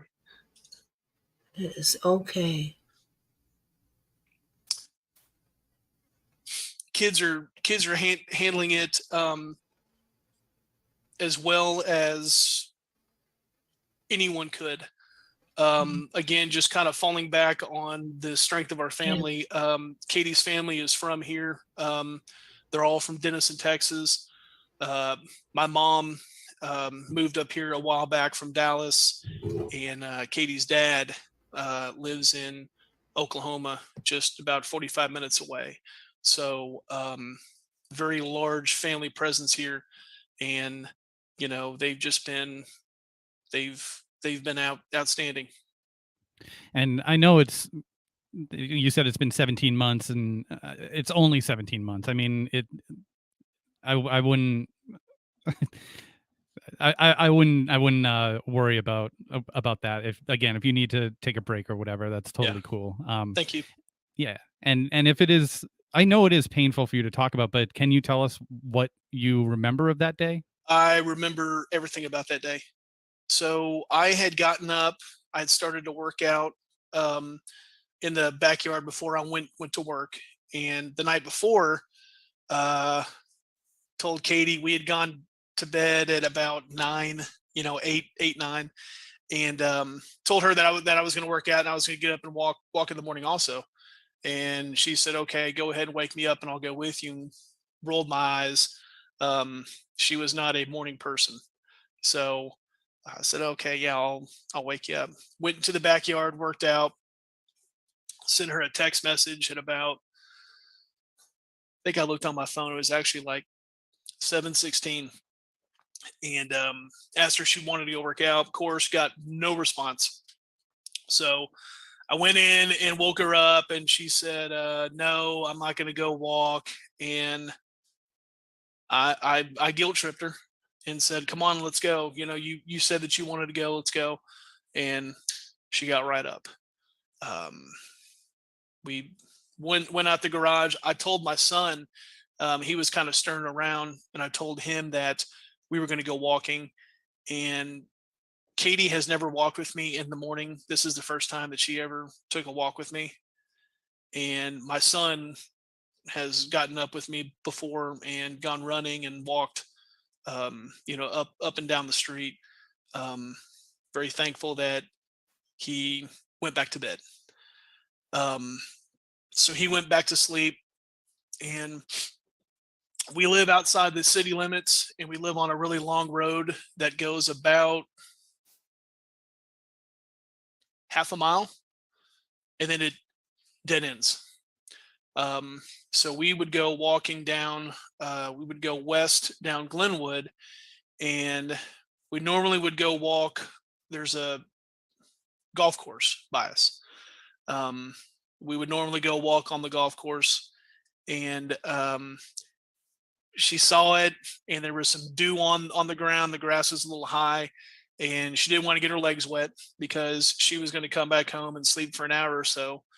Kids didn't have to log into class till like 10 or 11. And I think at that time, everybody was logging in, for like 30, 45 minutes. The teacher was giving work, and then, she had office hours. So she said, well, no, let's not go walk on the golf course. Let's just walk down Glenwood, which is the road that we live on. And I'm going to show you where these killdeer are nesting. Again, big into biology. She studied ornithology in college and loved killdeer. So I said, okay. And those are birds that nest on the ground. So we walked all the way down to where there's a housing development on the north side of Glenwood, and there's some undeveloped lots. And she was looking, and we looked all over, and she couldn't see any. And so she said, let's go ahead and turn around. I said, well, let's walk up a little bit more. She said, nah, I want to go ahead and turn back. All right. So we started to walk back, and we got about 3/10 of a mile from where we stopped to look at those killdeer. And we were walking alongside the road. And about that time, that's when Corey Foster hit us with his F-250 from behind. He was traveling from his house, which was just about where we were when we were looking on the opposite side of the road for those nesting birds. He traveled those 3/10 of the mile, crossed over the roadway, hit us both.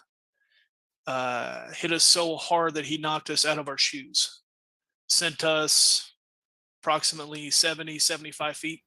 And I'm not a small guy. And wow. Sent me, I've told you 70, 75 feet.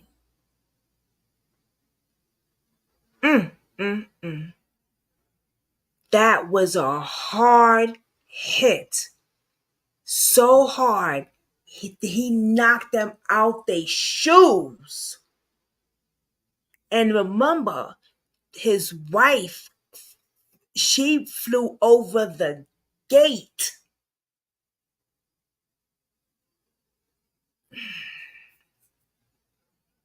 My God, my God, my God.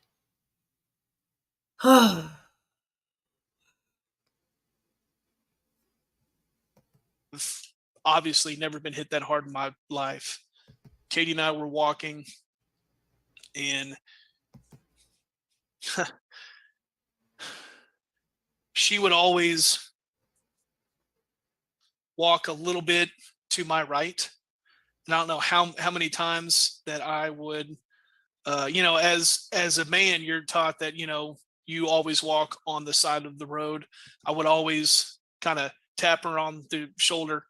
And she was very assertive, and she was like, don't tell me what to do. I'll walk here, and I'm fine.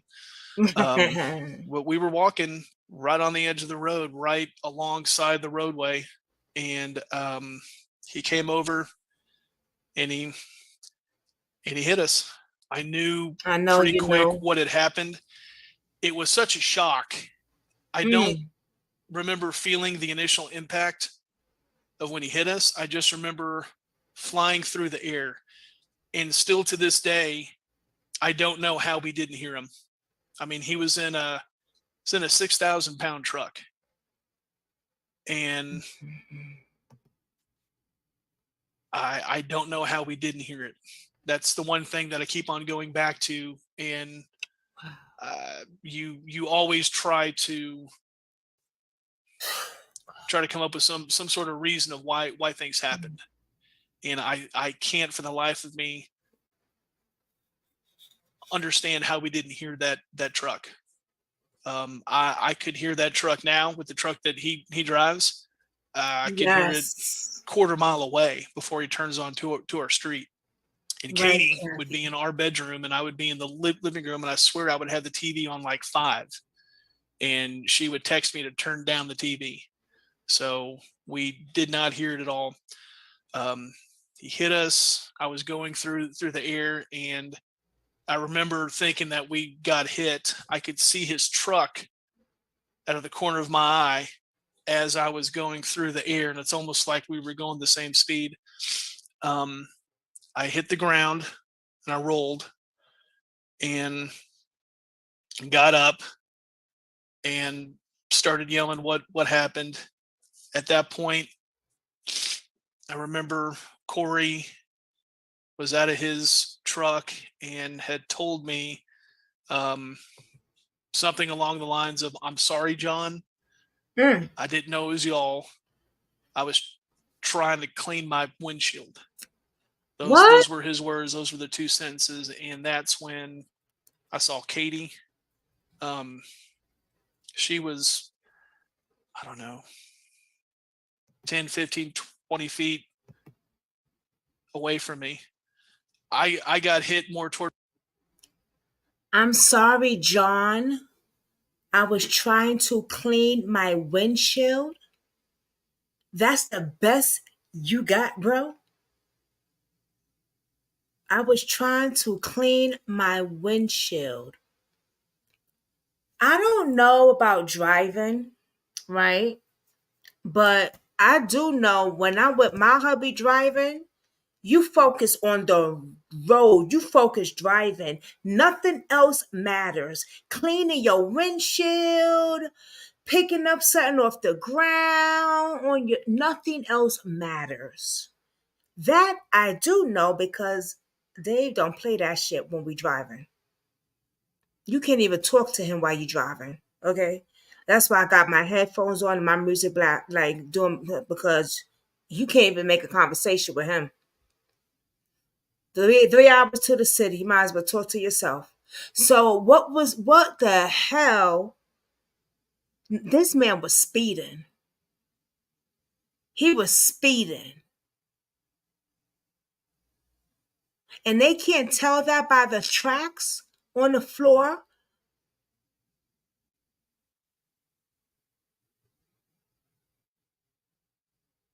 Exactly. Too distracted. Too distracted. He was doing other stuff. They don't play that shit. Oh no. No. He focuses when he's driving and that's it. Don't talk to him. Don't do none of that. You can't.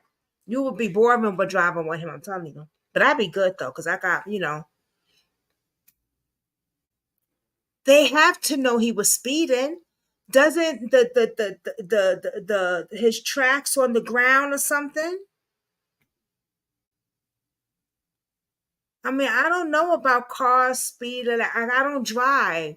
My hubby drive, but I'm not dumb either. He was flying. He wasn't speeding, right? He was flying. Yeah, you got that, Kathy, Barbara. Right, he was flying towards the golf course, and she got hit into the golf course, but more of at a flat line, right by a tree. And she was leaned up on her left elbow, and she was looking over me, and she let out this moan that was that had a lot of pain in it. You remember, Kathy B? And at that point, yeah, Dave don't play that. I felt I was trying to get up to go walk over to her, and I couldn't. It felt like there was a ratchet strap around my midsection, and it was getting tightened. I tried to get up, I couldn't. I crawled over to her, and I laid her down on her back. Sorry. So sorry. I remember telling her it was going to be okay. Everything's going to be fine. I had been yelling for somebody to call the police. At that point, one of our neighbors had stopped. She had gotten out, and she sat right by the top of Katie's head. So he didn't even call the cops? I've never met this lady before and never even looked up at her. I never saw this lady's face until I met her on scene probably 2 months later with the district attorney. I never even looked up and saw this lady's face. I just remember hearing her voice, and she was telling Katie was going to be fine also. I noticed that Katie wasn't breathing, and so that other guy didn't even call the cops. Begging for her to breathe, and then she finally started to breathe, and there was short breaths, 10 to 15 seconds in between each breath, like a really like quick labored breath. And I thought to myself, maybe we're going to be okay. Then I looked at her eyes, and her eyes were fixed, and they were staring straight up. She wasn't blinking at all. Begged for her to blink, beg for her to blink. And man, I was trying to close her eyes, see if she would open them back up, but her eyes were fixed, staring straight up. And I think she was already gone. I think that was her body just trying to hold on. I was told by a family member that somebody at the trauma center that Katie went to said that with the impact with the truck and the way it snapped her head back, that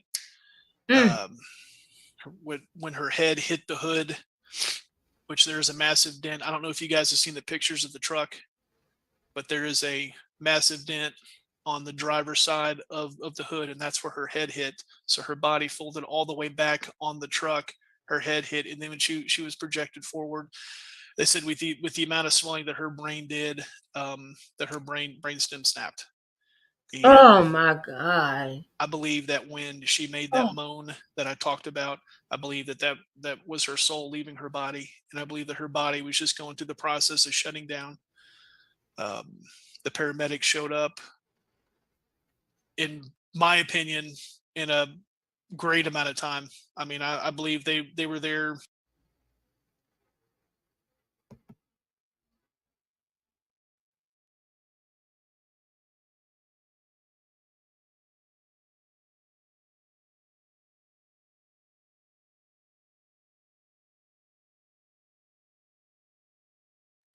Wow.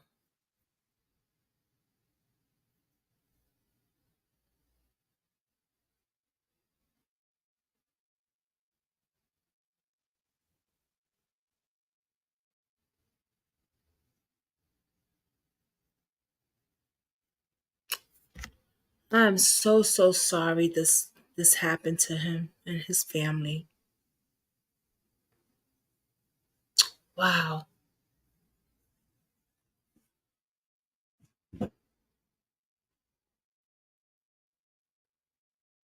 I just had to stop it for a minute. This is a lot. And if I'm feeling this, I can't imagine, and I'm not even related to them. Imagine the victims, the family, her husband.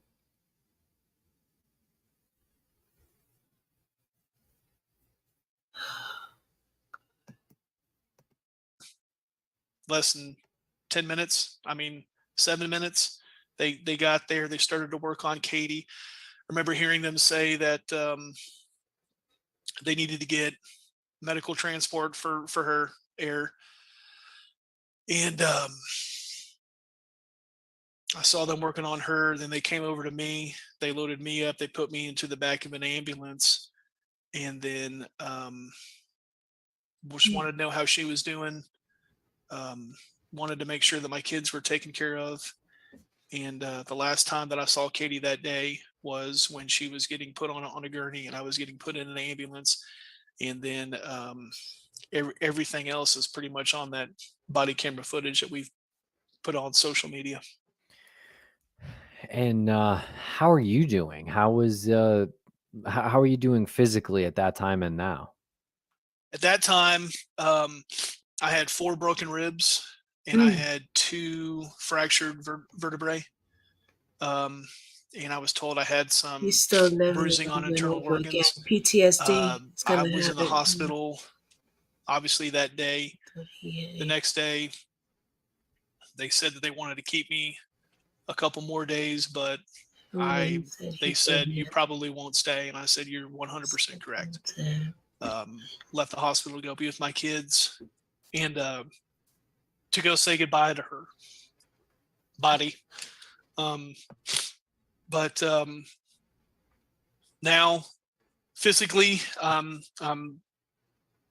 fine. I mean, still have some lingering pain on my back and my elbow, but could have been a whole lot worse. And you know, I'm lucky.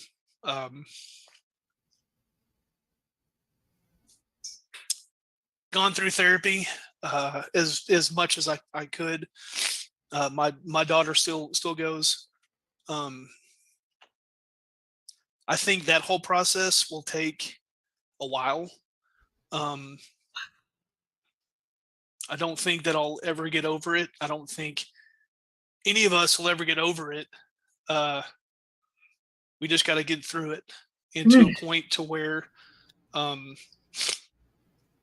when you start thinking about it, you know, it's real easy to let irrational thoughts take over.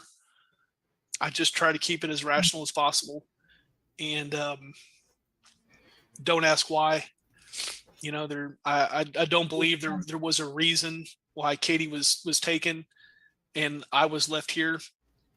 I believe that's all free will. We're just trying our best to get through it. So that's the best that we can do. And we'll be right back after a quick word from our sponsor. Such a strong man. Thanks to our sponsors, and now we're back to the program. So, by all accounts, that was a quick. The individual who hit you and Katie, Corey Foster, he was a repeat offender, correct? He had a 30-year history of interactions with police, yes. From unlawful carrying of a weapon to breaking into a building when he was younger to traffic violations as an adult. He had, from what I believe, it looks to be at least 2 DUIs that were pled down to public intoxication. I believe he had 1 DUI already.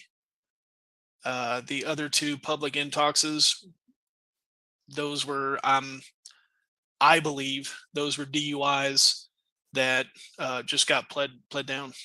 Got sent to the DA's office. Corey had a good lawyer, and rather than prosecute him, they went through a plea deal, and that's it. No, he's had 30-year history of infractions, and you know, speeding, reckless driving, DUI, public intoxication. Has never been held accountable once. Never. Was he given a field sobriety test at the scene? He was given a field sobriety test. He got away with a lot. Minutes after he hit us. And you said 50, like 50? 50, so 10 minutes short of an hour. Yes. Right. He was given a field sobriety test. He was given the horizontal gaze test. Couldn't see his eyes in the body camera. Trooper said that he passed that. He walked a line. Trooper said he passed that. He held 1 foot up in the air. Didn't hold it for 30 seconds. Held it for, 23, 24 seconds and was shaking horribly. Couldn't keep his balance. Fell down on one side and started laughing. Said that it was his work boots and that's why he couldn't keep his balance. I want to make sure that you guys know through this whole.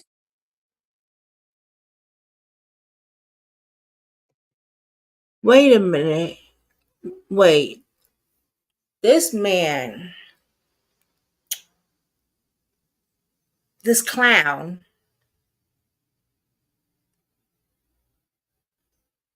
was playing like if he was at the circus on the crime scene. You got to be kidding me. Ordeal that was captured on unbelievable. That's this thing like the body camera by Tarif Al-Khatib, the trooper that was the lead trooper that day. Not once did Corey Foster ask how Katie Palmer was doing. Not once. Never showed any emotion other than laughing twice.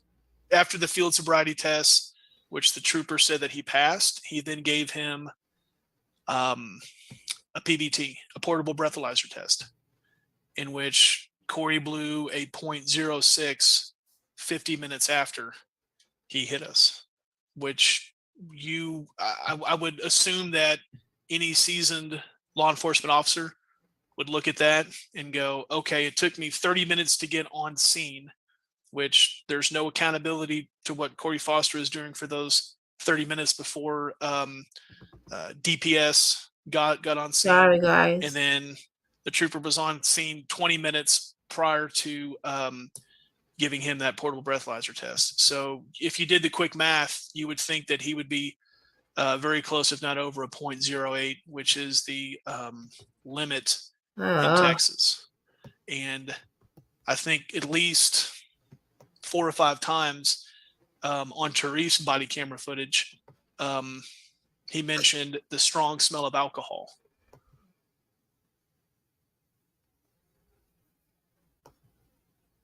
And then the trooper was on scene 20 minutes prior to giving him that portable breathalyzer test. So if you did the quick math, you would think that he would be very close. I'm sure they was, Barbara. Which is the limit in Texas. And I think at least 4 or 5 times on Tarif's body camera footage, he mentioned the strong smell of alcohol. Said he could smell it coming from his breath. Corey told Tarif that he had stopped drinking last night, first at 7, then at 8, then at 9, and then he didn't know when he stopped. And he said he only had 5 drinks the day before, which is, I mean, anybody with common sense would go, there's no way you're going to drink 5 drinks the night before and stop, 10 hours before you get into this incident and still smell like alcohol. And then on one of the other body cameras,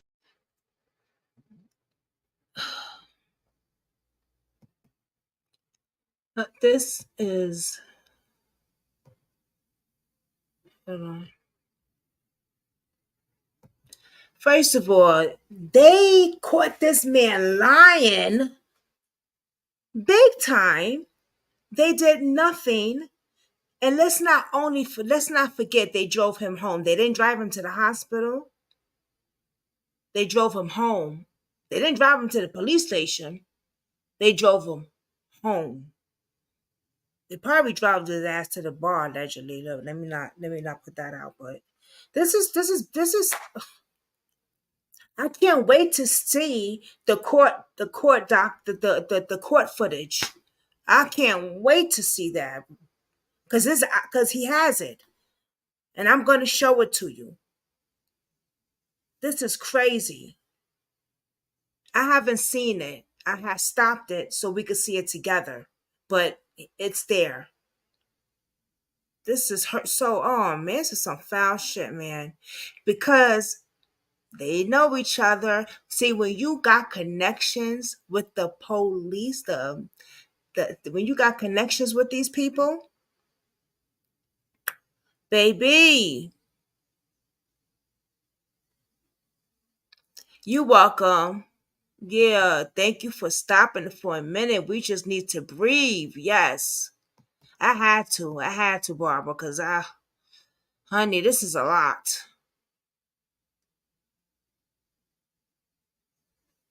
This is a lot.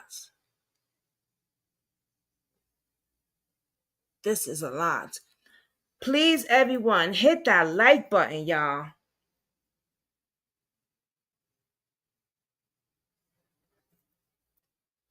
It was. This is.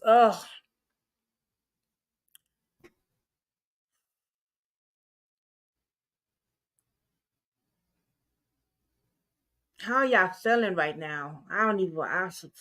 Y'all, I don't. Y'all ain't even got to tell me. We feel disgusted. We angry. We frustrated.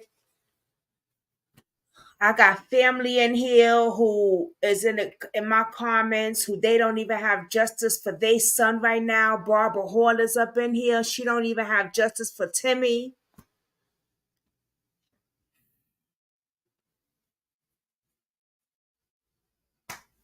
This is sad.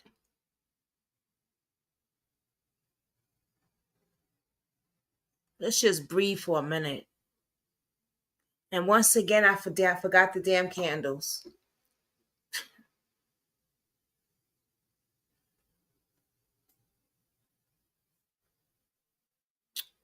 God, please watch over this family. Take care of them. Watch over his kids. Watch over him. Wrap your arms around him and keep them safe. Keep them safe. And most of all, God, please let them receive justice. Please. Mm.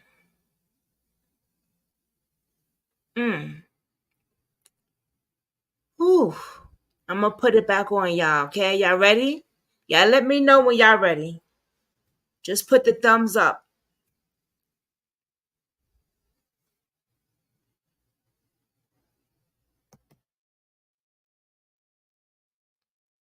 Justice for Katie. You ready? Y'all ready? Yeah, this is big, man. This is... Yeah, Kathy B. You know we real over here.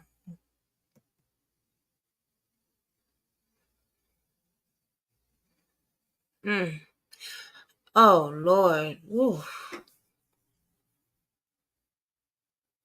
Barbara, you ready? Kathy B, you ready?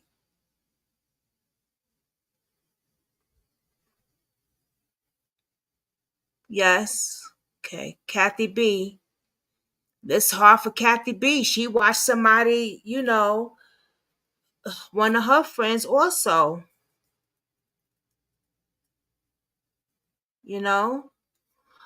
I watched a friend when I was... But my story, if y'all heard my story, is different.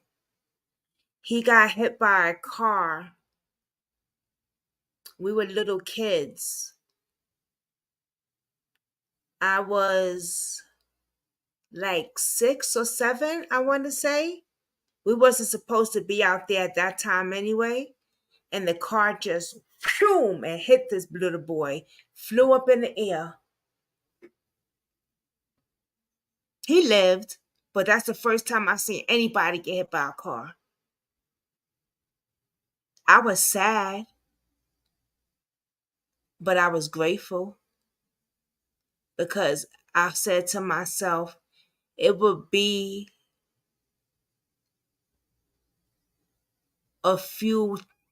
it would be a while before he molested me again. He won't be able to molest me for a while. because now he got hit by a car and he in the hospital. I'll tell you about that another time.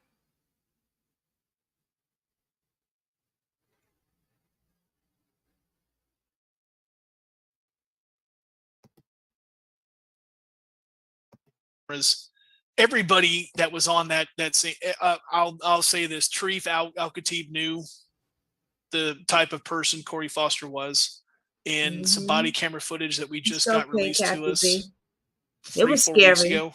I believe that But it one was of the other great. I was troopers, grateful too. David Taylor, probably meant to turn his body camera off, and the officers had a lot of candid conversations. And Tarif Al-Khatib was Crazy quoted as story. saying, "As soon as I walked up to the scene and saw it was him, I was like, he's probably drunk."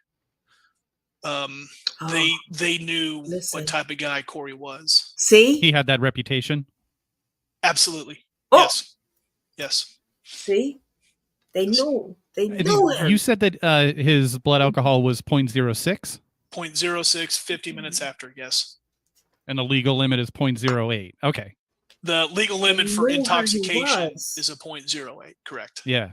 What about obstruction of his windshield? He claimed he was he couldn't see out of his windshield, or he was cleaning it.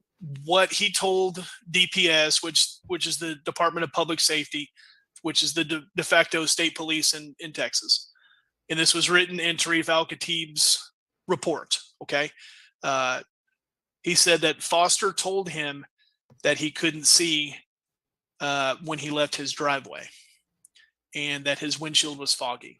So instead of putting the defroster on, he drove out of his driveway and traveled 0.3 miles blind, and then said that the sun hit his windshield, and not only was he blinded by the foggy windshield, but he was also blinded by the sun. That's a bullshit excuse. Sorry for the language, but that's just an excuse. And the drive from his house, from his mailbox to where we were hit, is 38 seconds, going 33 miles an hour, which is at the low end of what the county hired a third party to reconstruct the wreck, because DPS did not do it. DPS didn't even mark the scene at all. Nothing. What? So they didn't go take him to go get a blood test. They didn't interview any potential witnesses that were on scene, and they didn't mark the scene. Third-party report said he could have possibly been traveling between 33 and 43 miles an hour. It's hard to determine that because, again, there was no markings. So they really had nothing to go off of other than we think Katie's body was here. We think John's body was here. And based upon some physical evidence that we saw on the 15 pictures that they took at the site, which is crazy, just 15, and I'd say 8 of those were of the truck. They determined that he was going between 33 and 43 miles an hour. So I had somebody drive me in their truck, and I filmed it, and I put that out on social media too. 38 seconds. 38 seconds driving blind, and then you cross over the roadway and hit 2 people smelling strongly of alcohol. And I also want to bring something else up. We got his phone records. Okay. Oh. This has not been released yet. Not only was he claiming that his windshield was obstructed by environmental factors and he was blinded by environmental factors, the foggy windshield and the sun, which according to an independent third party, again, every driver has to deal with that. Okay. Stating environmental factors caused a wreck when you had 38 seconds, just 0.3 of a mile of drive time. It's not an excuse. We got his cell phone records. He placed a call to a local number 31 seconds before calling 911.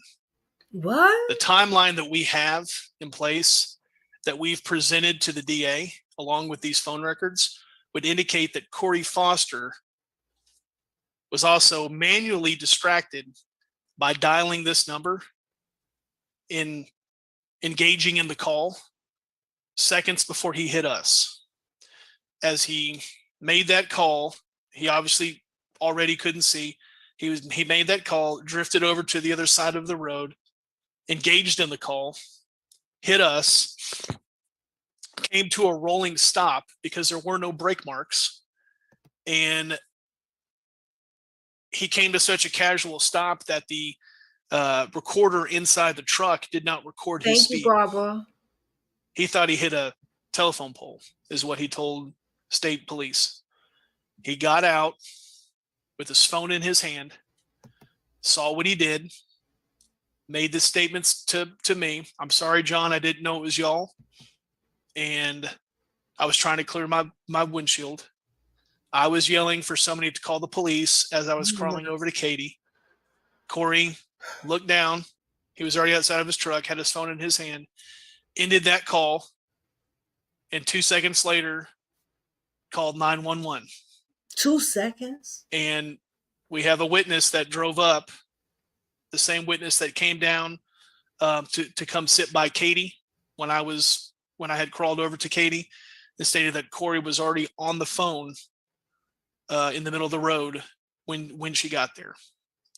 So the DA never requested his cell phone records at all. State police never looked at his phone for distracted driving. The DA told me twice that they would get his phone records. This was once before the grand jury. And of course, they didn't have the phone records for the grand jury.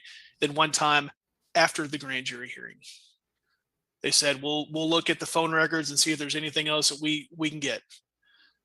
They never requested this. I sent them a Freedom of Information Act request, just asking for any evidence that they did indeed request those phone records, and they would not answer me. And they sent my request to the Texas Attorney General, stating that what I was asking for was investigative materials that they could not release because Corey Foster was not indicted. I didn't ask for the phone records. I asked for evidence that they even requested them in the first place. This is a shame. Unbelievable, man.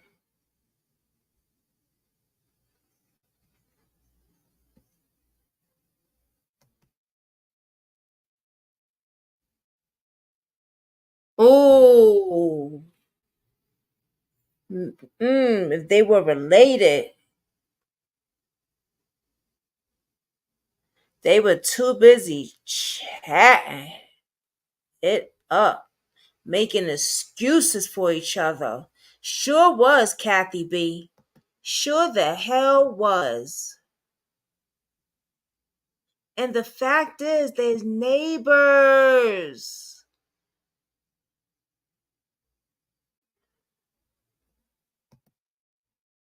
Neighbors, y'all. And he takes walks with his wife, I'm sure. This is probably a routine that his wife loves to do with him all the time.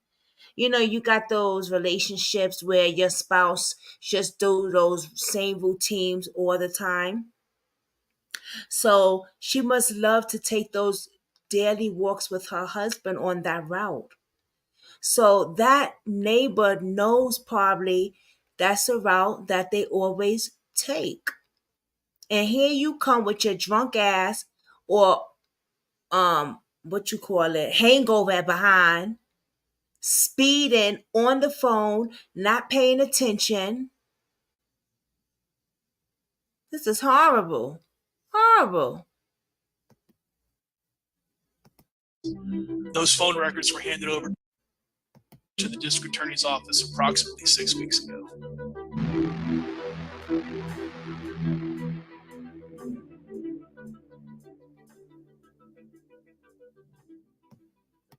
And that is part 1.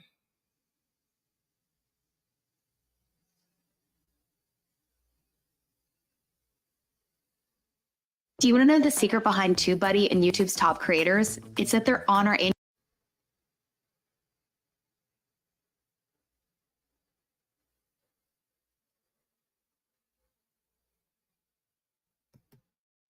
and then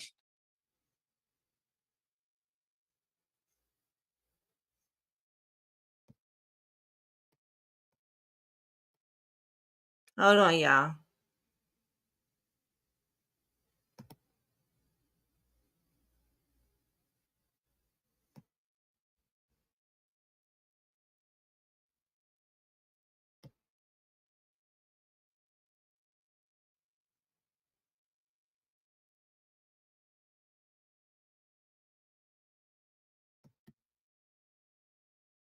Your name, who you represent.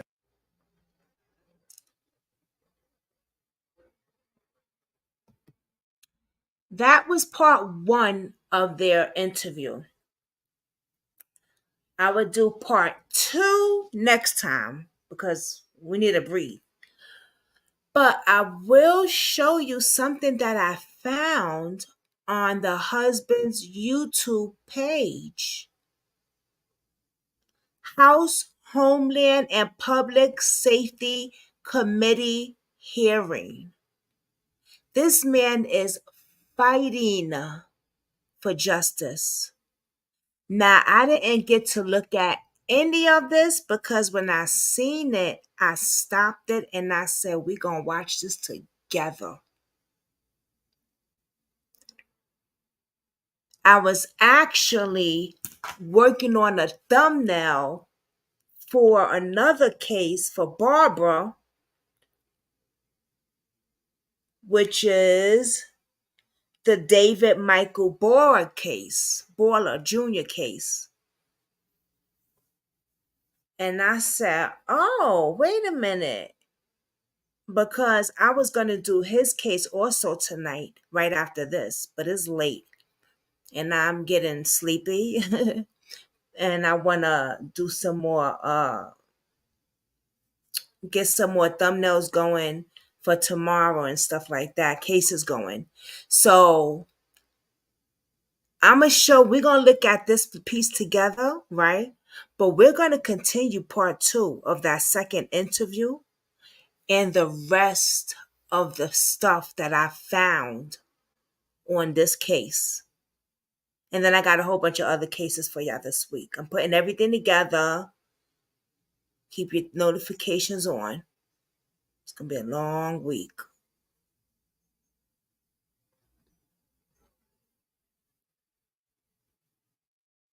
Girl. Who? No, I'm working on a case that you sent me. One of the boys that was unalived in Fredericktown. Remember we said we're going to get all those cases together so I could try to get all y'all parents on this platform to go after these goddamn crooked ass cops. I'll tell you later. But I'm working on one of the cases you sent me, one of the boys.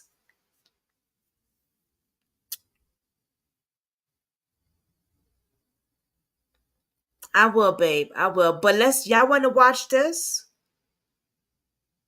Let's watch this. What time is it? 9:55.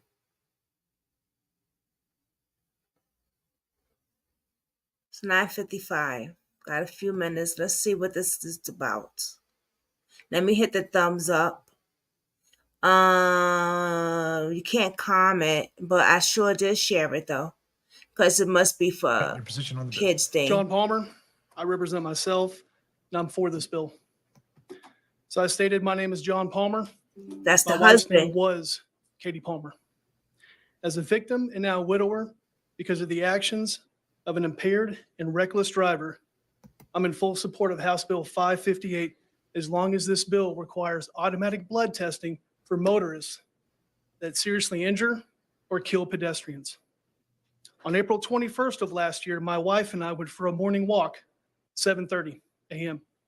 15 minutes later, my neighbor, Corey Todd Foster, crossed over the roadway and hit us from behind as we were walking alongside the road facing traffic. He hit us so hard, he knocked us out of our shoes. We went 70 feet into the grass. I couldn't walk. Had to crawl over to my wife, hold her hand as she died in front of me.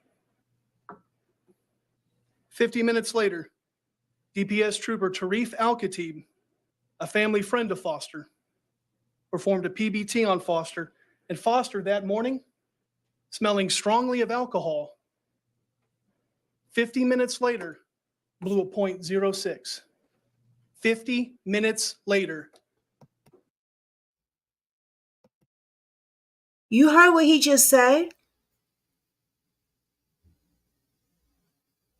Deputy PBT, a family friend of Foster.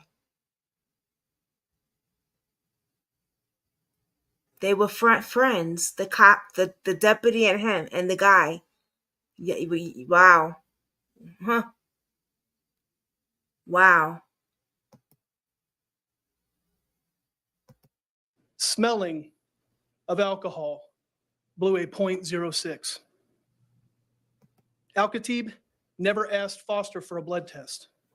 Even when asked by another trooper on scene if he was going to get blood, Sharif declined. The poor and biased decisions that day contributed to Foster not being arrested, not being charged with the crime. Drawing Foster's blood that day should have been automatic. Shouldn't be left up to an officer. But instead of being driven to the hospital for a blood draw, the officer drove his family friend home. Foster has continued to drink and drive after killing Katie. He's never been held accountable. Why isn't blood draw already automatic? My wife and I did not have a choice that day when we were sent to the hospital. My wife's killer made that choice for us when he ran us over. A vote for this bill is a vote for justice and accountability as long as blood testing is automatic for any motorist that seriously injures or kills a pedestrian. Katie could have been your wife, your mother, your sister, your daughter, your cousin, your friend, or your soulmate. Amen. You could be me. You could still be fighting for justice 1 year later, but we're not going to stop. 20 years with my soulmate was taken away by a menace with a 30-year record. It has never been held accountable. Right? Victims have rights. Victims and their families deserve answers, not more questions. Ooh, share that. Thank you. Ooh. Sir, thank you for your testimony, and we are sorry for your loss. Members, any questions? Thank you for your testimony. Chair calls Rhonda Nail.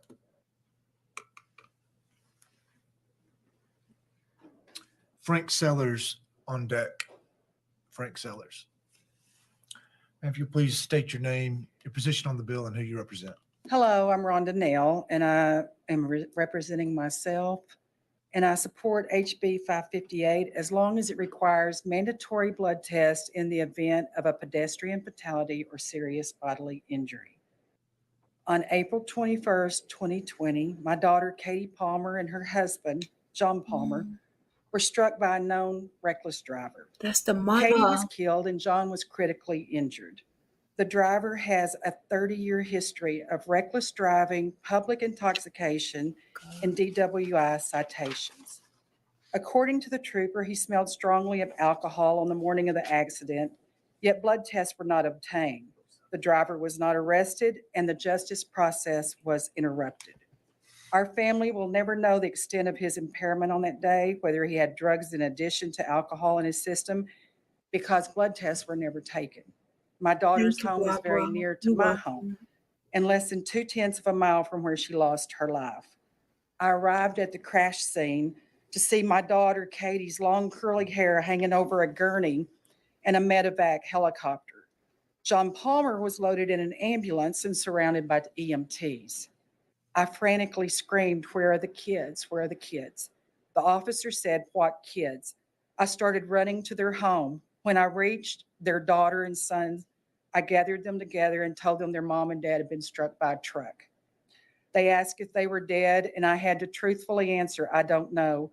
These children have suffered so much. John Palmer did not get to be with his children when they said their final goodbyes to their mother because he was in ICU in a different city.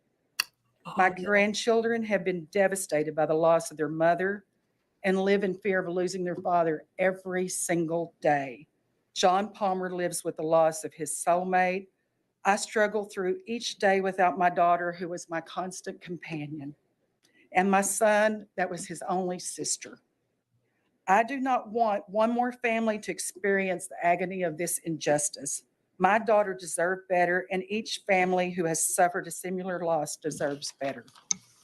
Katie was a smart, beautiful teacher, a scientist, a community leader, a volunteer. She has missed every moment of every day. In my opinion, it is not unreasonable to collect all the evidence at a potential crime scene. However, it is unreasonable to allow a criminal to leave the scene with the evidence of their crime, especially when it is time sensitive. A great injustice was done by allowing the driver to leave the scene without a blood test. Without those results, the victims, their families, and the prosecution are left blindfolded in the search for justice. I know this because the man who killed my daughter was driven home without consequence. Now my family lives in fear of this man who continues to drive up our streets every day. I would just like to add that my daughter was never in the hospital a day in her life. She donated 7 organs, and this was during COVID. And she was in such prime shape that and I'm still getting thank you letters every day from Southwest, UT Southwest. Thank you. Ma'am, thank you so much for that You're welcome. testimony. Any questions? You can text some questions if you'd like. I think All right. Representative Patterson, you're recognized to speak. Thank you for being here. All right.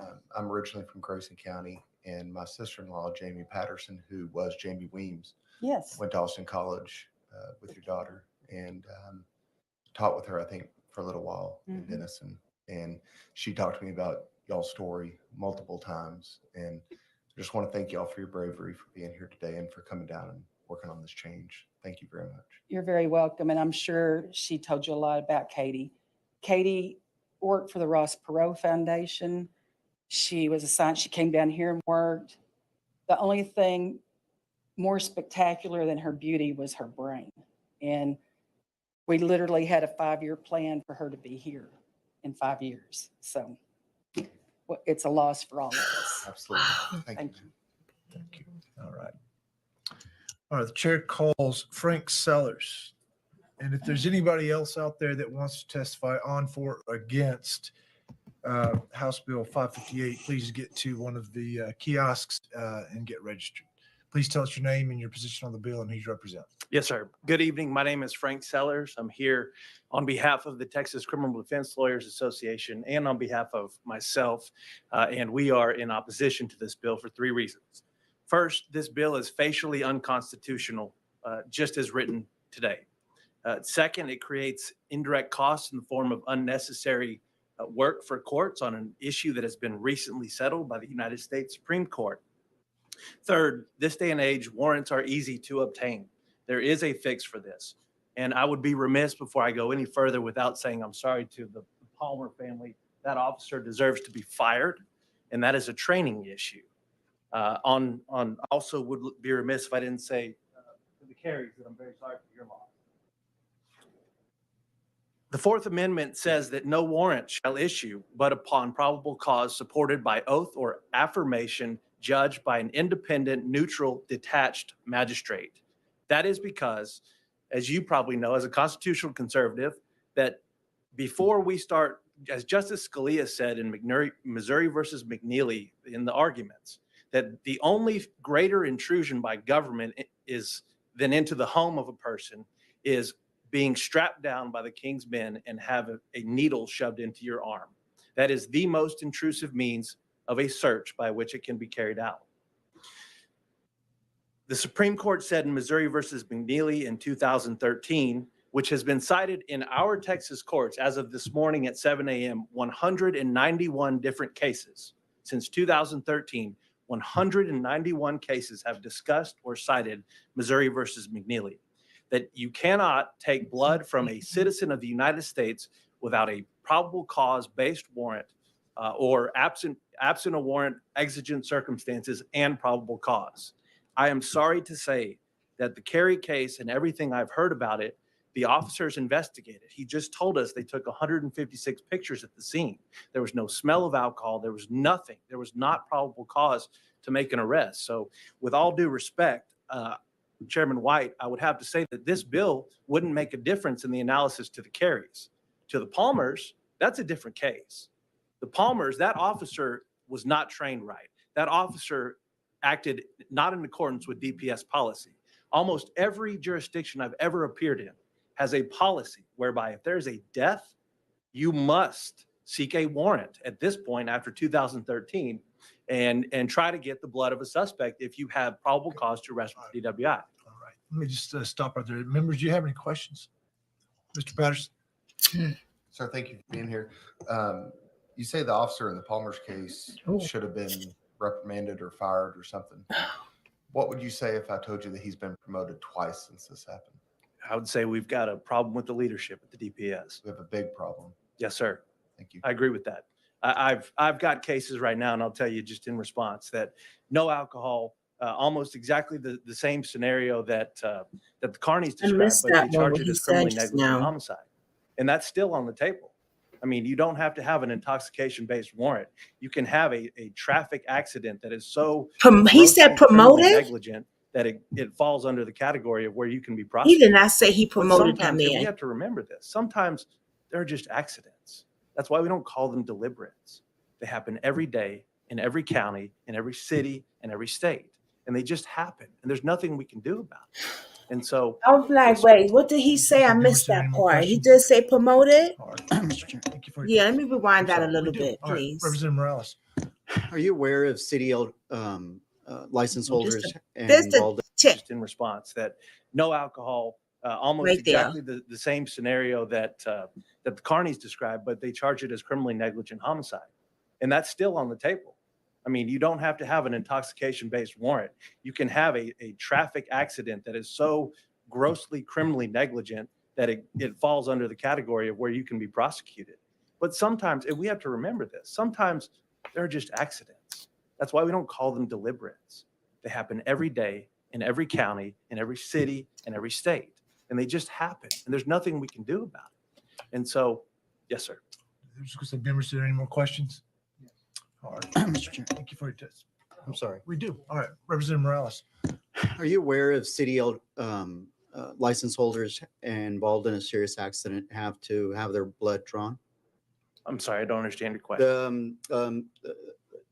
Commercial license holders. CDL holders, yes, sir. CDL holders.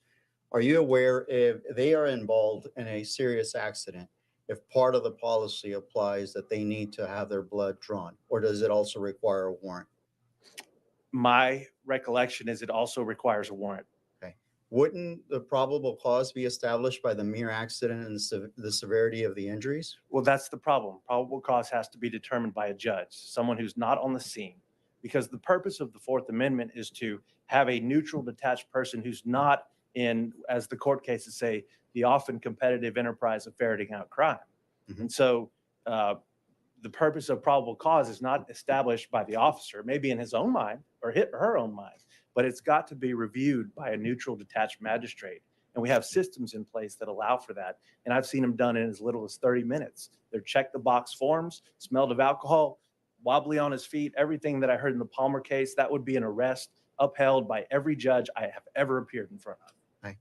When I sit down now, I don't handle, never handled as an attorney misdemeanors or felony cases. But when I sit down on Class C misdemeanors, performance of my duties as city attorney, one of the first questions that I ask my officers is, what was your probable cause for the initial stop to begin with? Right. There's no judge there.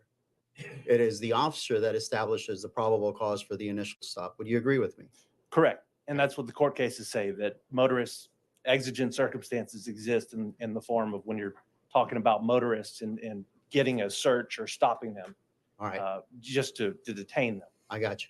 So under that scenario, we have similar issues happening here where you're a motorist on a public highway and there's something that took place, an incident, an accident. Wouldn't that be enough for you to establish the probable cause to then be able to draw the blood? Probable cause for what? There's an accident, severe injuries. Right. But probable cause is specific to a crime. So which crime would it be? I get you to that point, but wouldn't just the fact that there was an accident itself rise to the level of where Chairman's bill is sufficient for it to pass that Missouri versus McNeely? No, because as the court makes very clear, in our own Court of Criminal Appeals has made clear in a case called Via Real in 2014, that the determination has to be made by a neutral, detached magistrate unless there are exigent circumstances present that allow for it. And exigent circumstances would not be the accident itself and the severity of the injuries? No. That's clearly been defined by appellate courts, and it has. That if there is time to get a warrant, you have to try. Okay. What about, so we always have a scenario, I'm back in law school. Now, again, I never did that much criminal work. You have a police officer that stops someone because they failed to signal for a right-hand turn. That's their probable cause, right? For a stop, yes, sir. They roll up to the car and then they see in the back seat a dead body. There's no time for a warrant, but it's in plain view. Right. Right? They don't know. Let's say the body is covered. They just see It's a little bit okay. of blood. I thought he There's no warrant that is issued, but yet they're able to then move forward, investigate that issue without seeking a warrant, and eventually arrest the individual just by checking. So, well, you have someone in the back seat. There's some blood. We're going to look further. How is that not similar to a serious accident involving severe injuries that rise to the level of somebody being asked that you have to draw blood? Right. I understand your question now. The Supreme Court has made clear in Katie versus Dombrowski that the automobile exception exists to the Fourth Amendment. There is no accident exception to the Fourth Amendment. There is no death or serious bodily. The man was wrong in every situation, and the cop was wrong also.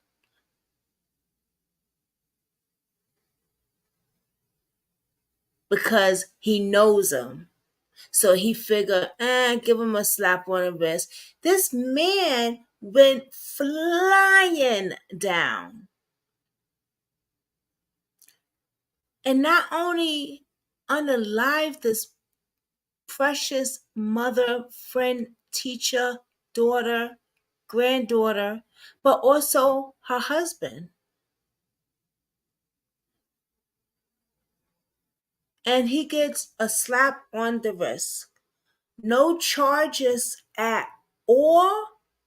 No charges. What was the charge?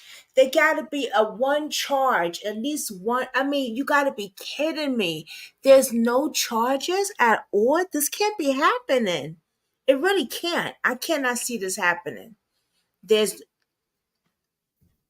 a young lady is unalived by a drunk driver or a speeding. He was speeding, and he gets no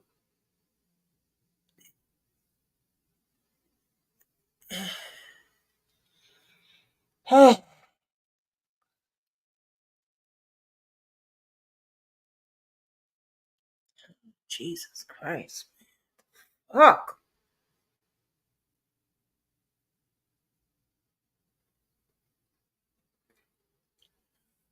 Oh boy. Wow.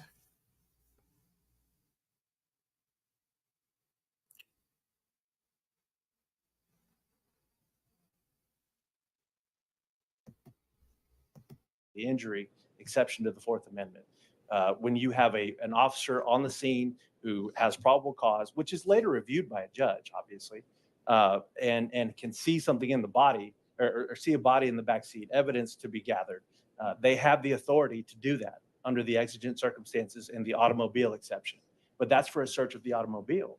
Here we're talking about a search of the human body. You know you got to get into some the rest, body by Mama. piercing the vein and going into the auto. Please. And so you have the exception that allows the search of the automobile, sure. And they could have Look searched who's the talking, automobile. And I'm right? sure they did. And I hope they did in both of these cases. But that's different than searching No, I human need you to get inside some the rest. car and puncturing and taking out his, his blood, his DNA, and everything that comes along with it. In your view and in your testimony, you feel that the way that this issue can be corrected is by taking away and making sure that there's a warrant that is actually that is sought and executed before the performance of the Exactly, blood work Brooklyn. being drawn. I think that there is a way to make this statute.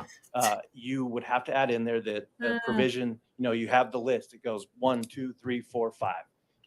And if you add it into the list that exigent circumstances existed and the officer sought and tried to obtain a warrant, but because of those exigent circumstances was unable to, I think at that point you pass constitutional muster. And that's my opinion. Do you have proposed language, or have you considered this? And I'm sorry, I'm not trying to put you on the spot, that you could offer to us with respect to what you just testified to that would help or that we could consider? We could put it together for you. Great. But I mean, it would come straight from Villarreal, come straight from Missouri versus McNeely. And I mean, the cases are clear that the officer's got to try to get a warrant. And even Justice Scalia said, you have to try. We have a warrant preference in this country, and it's for reasons that go back to the colonial days, and the redcoats kicking down doors, searching people, taking their stuff, forfeitures, stuff like that, and so that's what we're really concerned about. Got it. Okay, thank you. Yes, sir. I want to show y'all a little Representative tiny Timberholt. sip of a Thank you, snippet Mr. Chairman. of something. It's gonna So make y'all even more hypothetically, madder, if this but I do bill want to show it to changed y'all, and then we're to gonna end mandate it. that every officer attempt to get a warrant every time Because there's when a I saw potential death this, or a death, would you support that? I Every time. said, "Is this man taunting Every time, no. the family?" That anytime that there's a death, Anytime that there's a death from a motor vehicle accident, would you support an officer being mandated to attempt to Y'all try not to gonna get believe what I see when I a show warrant y'all the for shit. that blood draw? let me see if I can understand your question. I really, Are we talking about a situation where we have said specific articulable facts to that the somebody's best to, intoxicated to, and, to the and best that caused friend. the accident, Is or just he it was merely taunting an the accident? And we family? got to get their When blood. she showed me what she showed me, I'm Either. gonna show it to y'all. I support And you let and the you first and you proposal I laid out.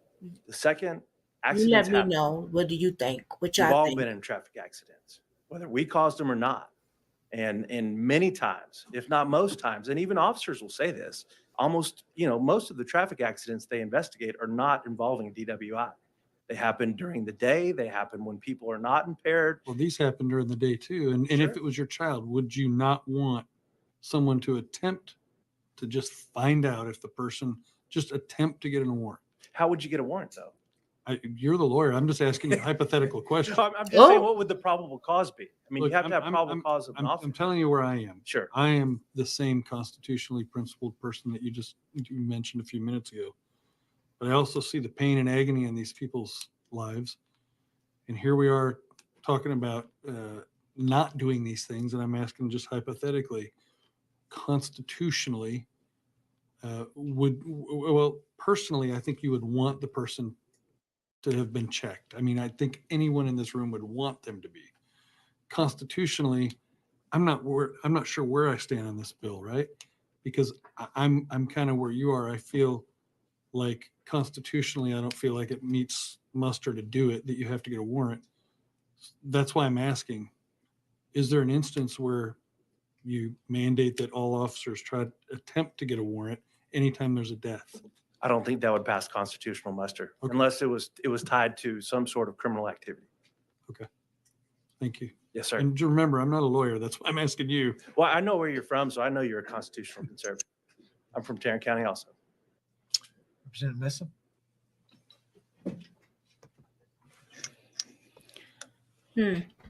And you're a criminal defense attorney, I am.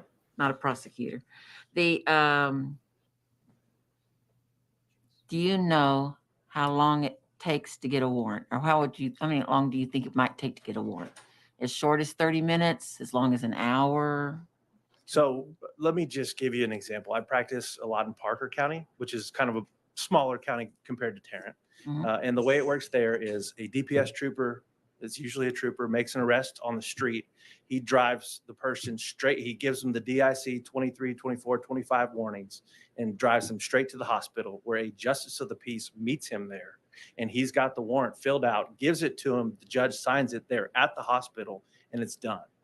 And that's, I practiced in Lubbock for 6 years before moving to Tarrant County, and they had it down to a science. The judges were all signing them on their iPads. They could do it any time of night. There was always a duty judge on call. It was just added that extra layer of protection to make sure we're not sticking innocent people that don't need to be stuck for what was just an accident. You know what the legal limit is? I do. And it is? 0.08. 0.08. And you heard the testimony where after they waited over half an hour, it dropped to, they registered at 0.06. So as a defense attorney, when you're defending people involved in DWIs, how much does it drop? If it was their family for every 30 member, minutes they that you're wouldn't be waiting before fighting, you take they it? would be passing Isn't it the buck. Yes, that's right. possible, likely, Yep. whatever word you want to use, that while you're waiting for the warrant, a person who is legally intoxicated, by the time that they wait, it drops down and they could be legally not intoxicated? Which question would you like me to answer first? I didn't realize there was more than one. It was All right. all in there. All right. So alcohol will dissipate. So it's complicated. There is no uniform rate of absorption for alcohol. All right. So, for example, you go to a happy hour after you've been at the legislature all day. You have an empty stomach. You take 2 drinks, 2 beers, or whatever it is. Your blood alcohol is going to go straight up because you have nothing to stop the absorption of the alcohol. On the way down, however, there is somewhat of a uniform, what's the word I'm looking for? Absorption elimination rate. And that's between 0.018 to 0.022. So about a drink an hour or so after that happens. So assuming, for purposes of your hypothetical, that the person was fully absorbed, so you can't start eliminating until you reach the peak, all right? So fully absorbed at 0.08, they get stopped, and 4 hours later, we still don't have a warrant. That is possible. I have never seen a warrant take that long. I've also never seen a fatality case where there was alcohol alleged, even on the breath, where someone didn't get arrested and a warrant gotten for their blood. These are very unusual circumstances. But it is possible that while you're waiting for the warrant, the blood level could drop from legally intoxicated to not being. It is possible, and that's exactly what Missouri versus McNeely addressed, was that natural dissipation of alcohol from the blood is not a per se automatic exigency every time. Okay, members. All right. Thank you very much for your testimony. Thank you. All right. Is there anyone else wishing to testify on, for, or against House Bill 558? Seeing none, the chair Okay. recognizes. I'm going to stop this part.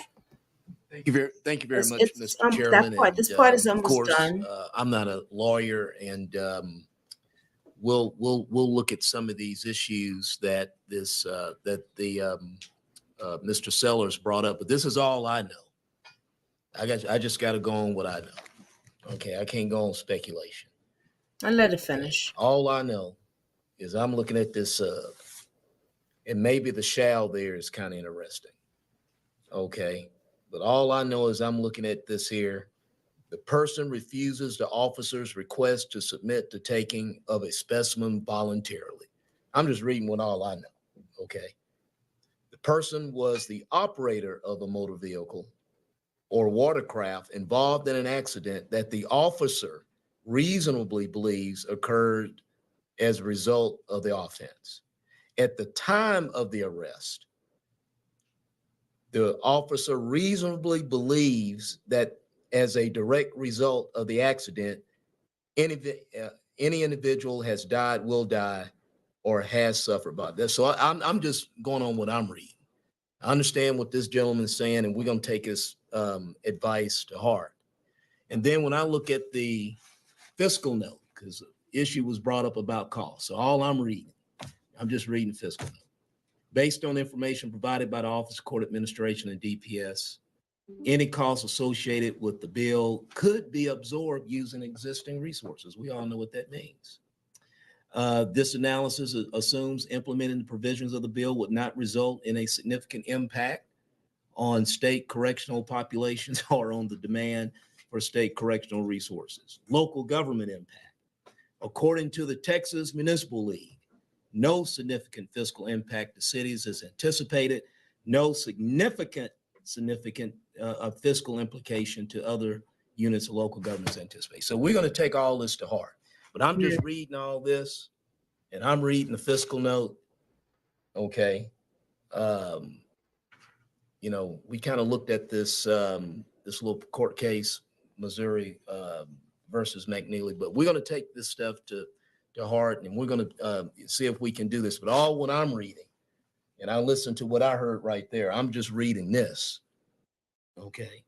And so everybody has their opinion. And of course, I love opinions. Okay. And we're going to take that opinion. Okay. And we're going to see if we can keep this moving. I'll close. Was any questions for Chair White? Yes. Yes. Representative Tinderholt. Thank you. This is more of a statement for Ms. Rail and Mr. John Palmer. There are people out there advocating for you, very close friends of my family. The Shipmans contacted me, and we went through this in detail. And I didn't put two and two together until about 2 minutes ago. And I realized that this is the case that they had called me about, and that they had been texting and emailing, and that I met Tiffany about a month ago concerning this. So there are people advocating for you, and I just want you to know that they're talking to a lot of the right people too. So thank you guys for being here, and I'm sorry for your loss. Members, any more questions? Comments? All right. The committee substitute is. Okay.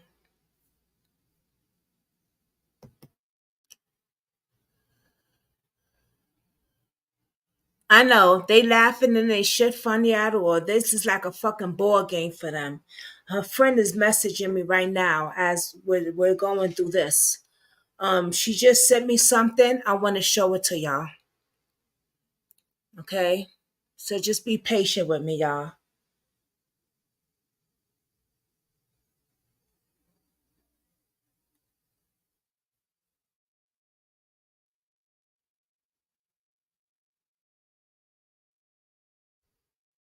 She might come over here in the comments.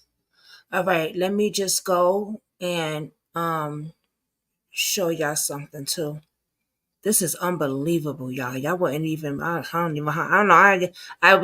We pissed at this. Wait till you see this.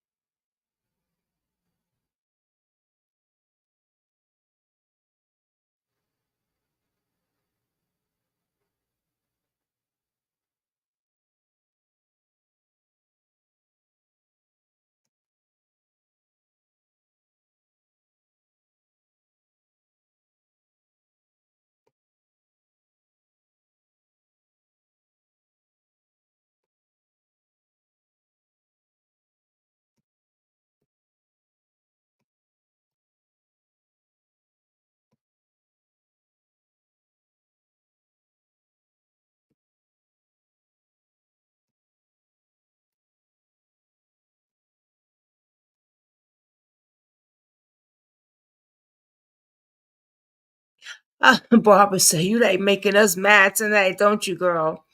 No, I just want to show y'all the facts. All right, so look at this. You better keep going. You did this. You did all of this. Still there. Still driving past my house. You did this. You know what you did was wrong. You did this. Hope you live with this every single day, Corey. You did this, Corey. You did this. You did this. better keep going. You did this. You did all of this. Still there. Still driving past my house. You did this. You know what you did was wrong. You did this. Hope you live with this every single day, Corey. You did this, Corey. You did this. You did this. You better keep going. You did this. You did all of this. Still there.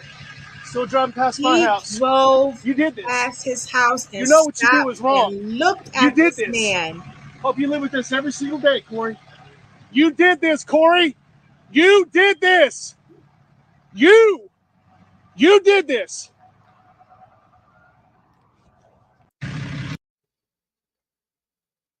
How horrible is that? Is he taunting him? That's what I said. Actually, he was putting flowers in his memorial, and that is what happened. John, Katie's husband, was putting flowers on her memorial. And this guy who killed Katie in the same truck had the nerve, y'all, to go past, stop, and look at her husband. Like, what was that about? Are you taunting this man? What is going on? This monster. Wow. He needs to be in prison. He needs to be in prison.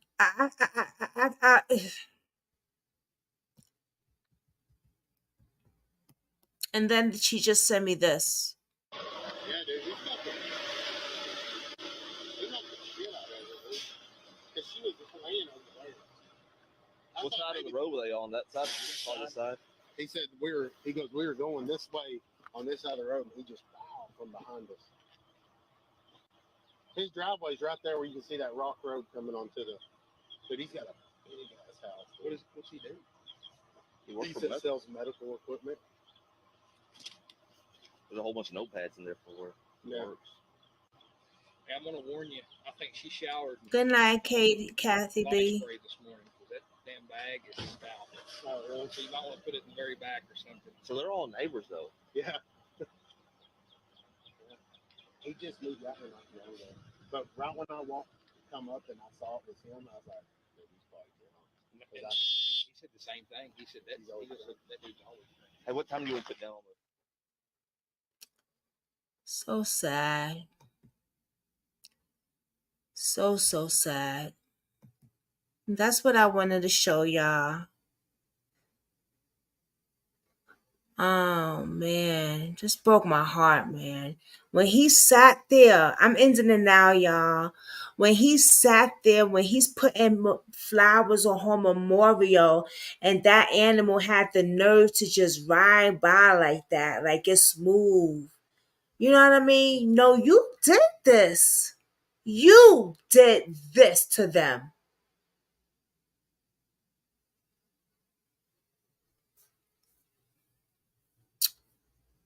We will continue part 2.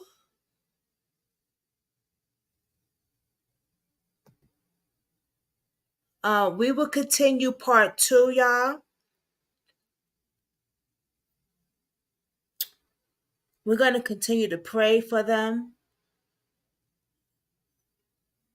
Have God watch over them, protect his angels over them, and have justice serve. Justice has to be served. This is crazy. So you mean anybody could do this and get away with it? Because the cop is your bestie. Child, please. And with that,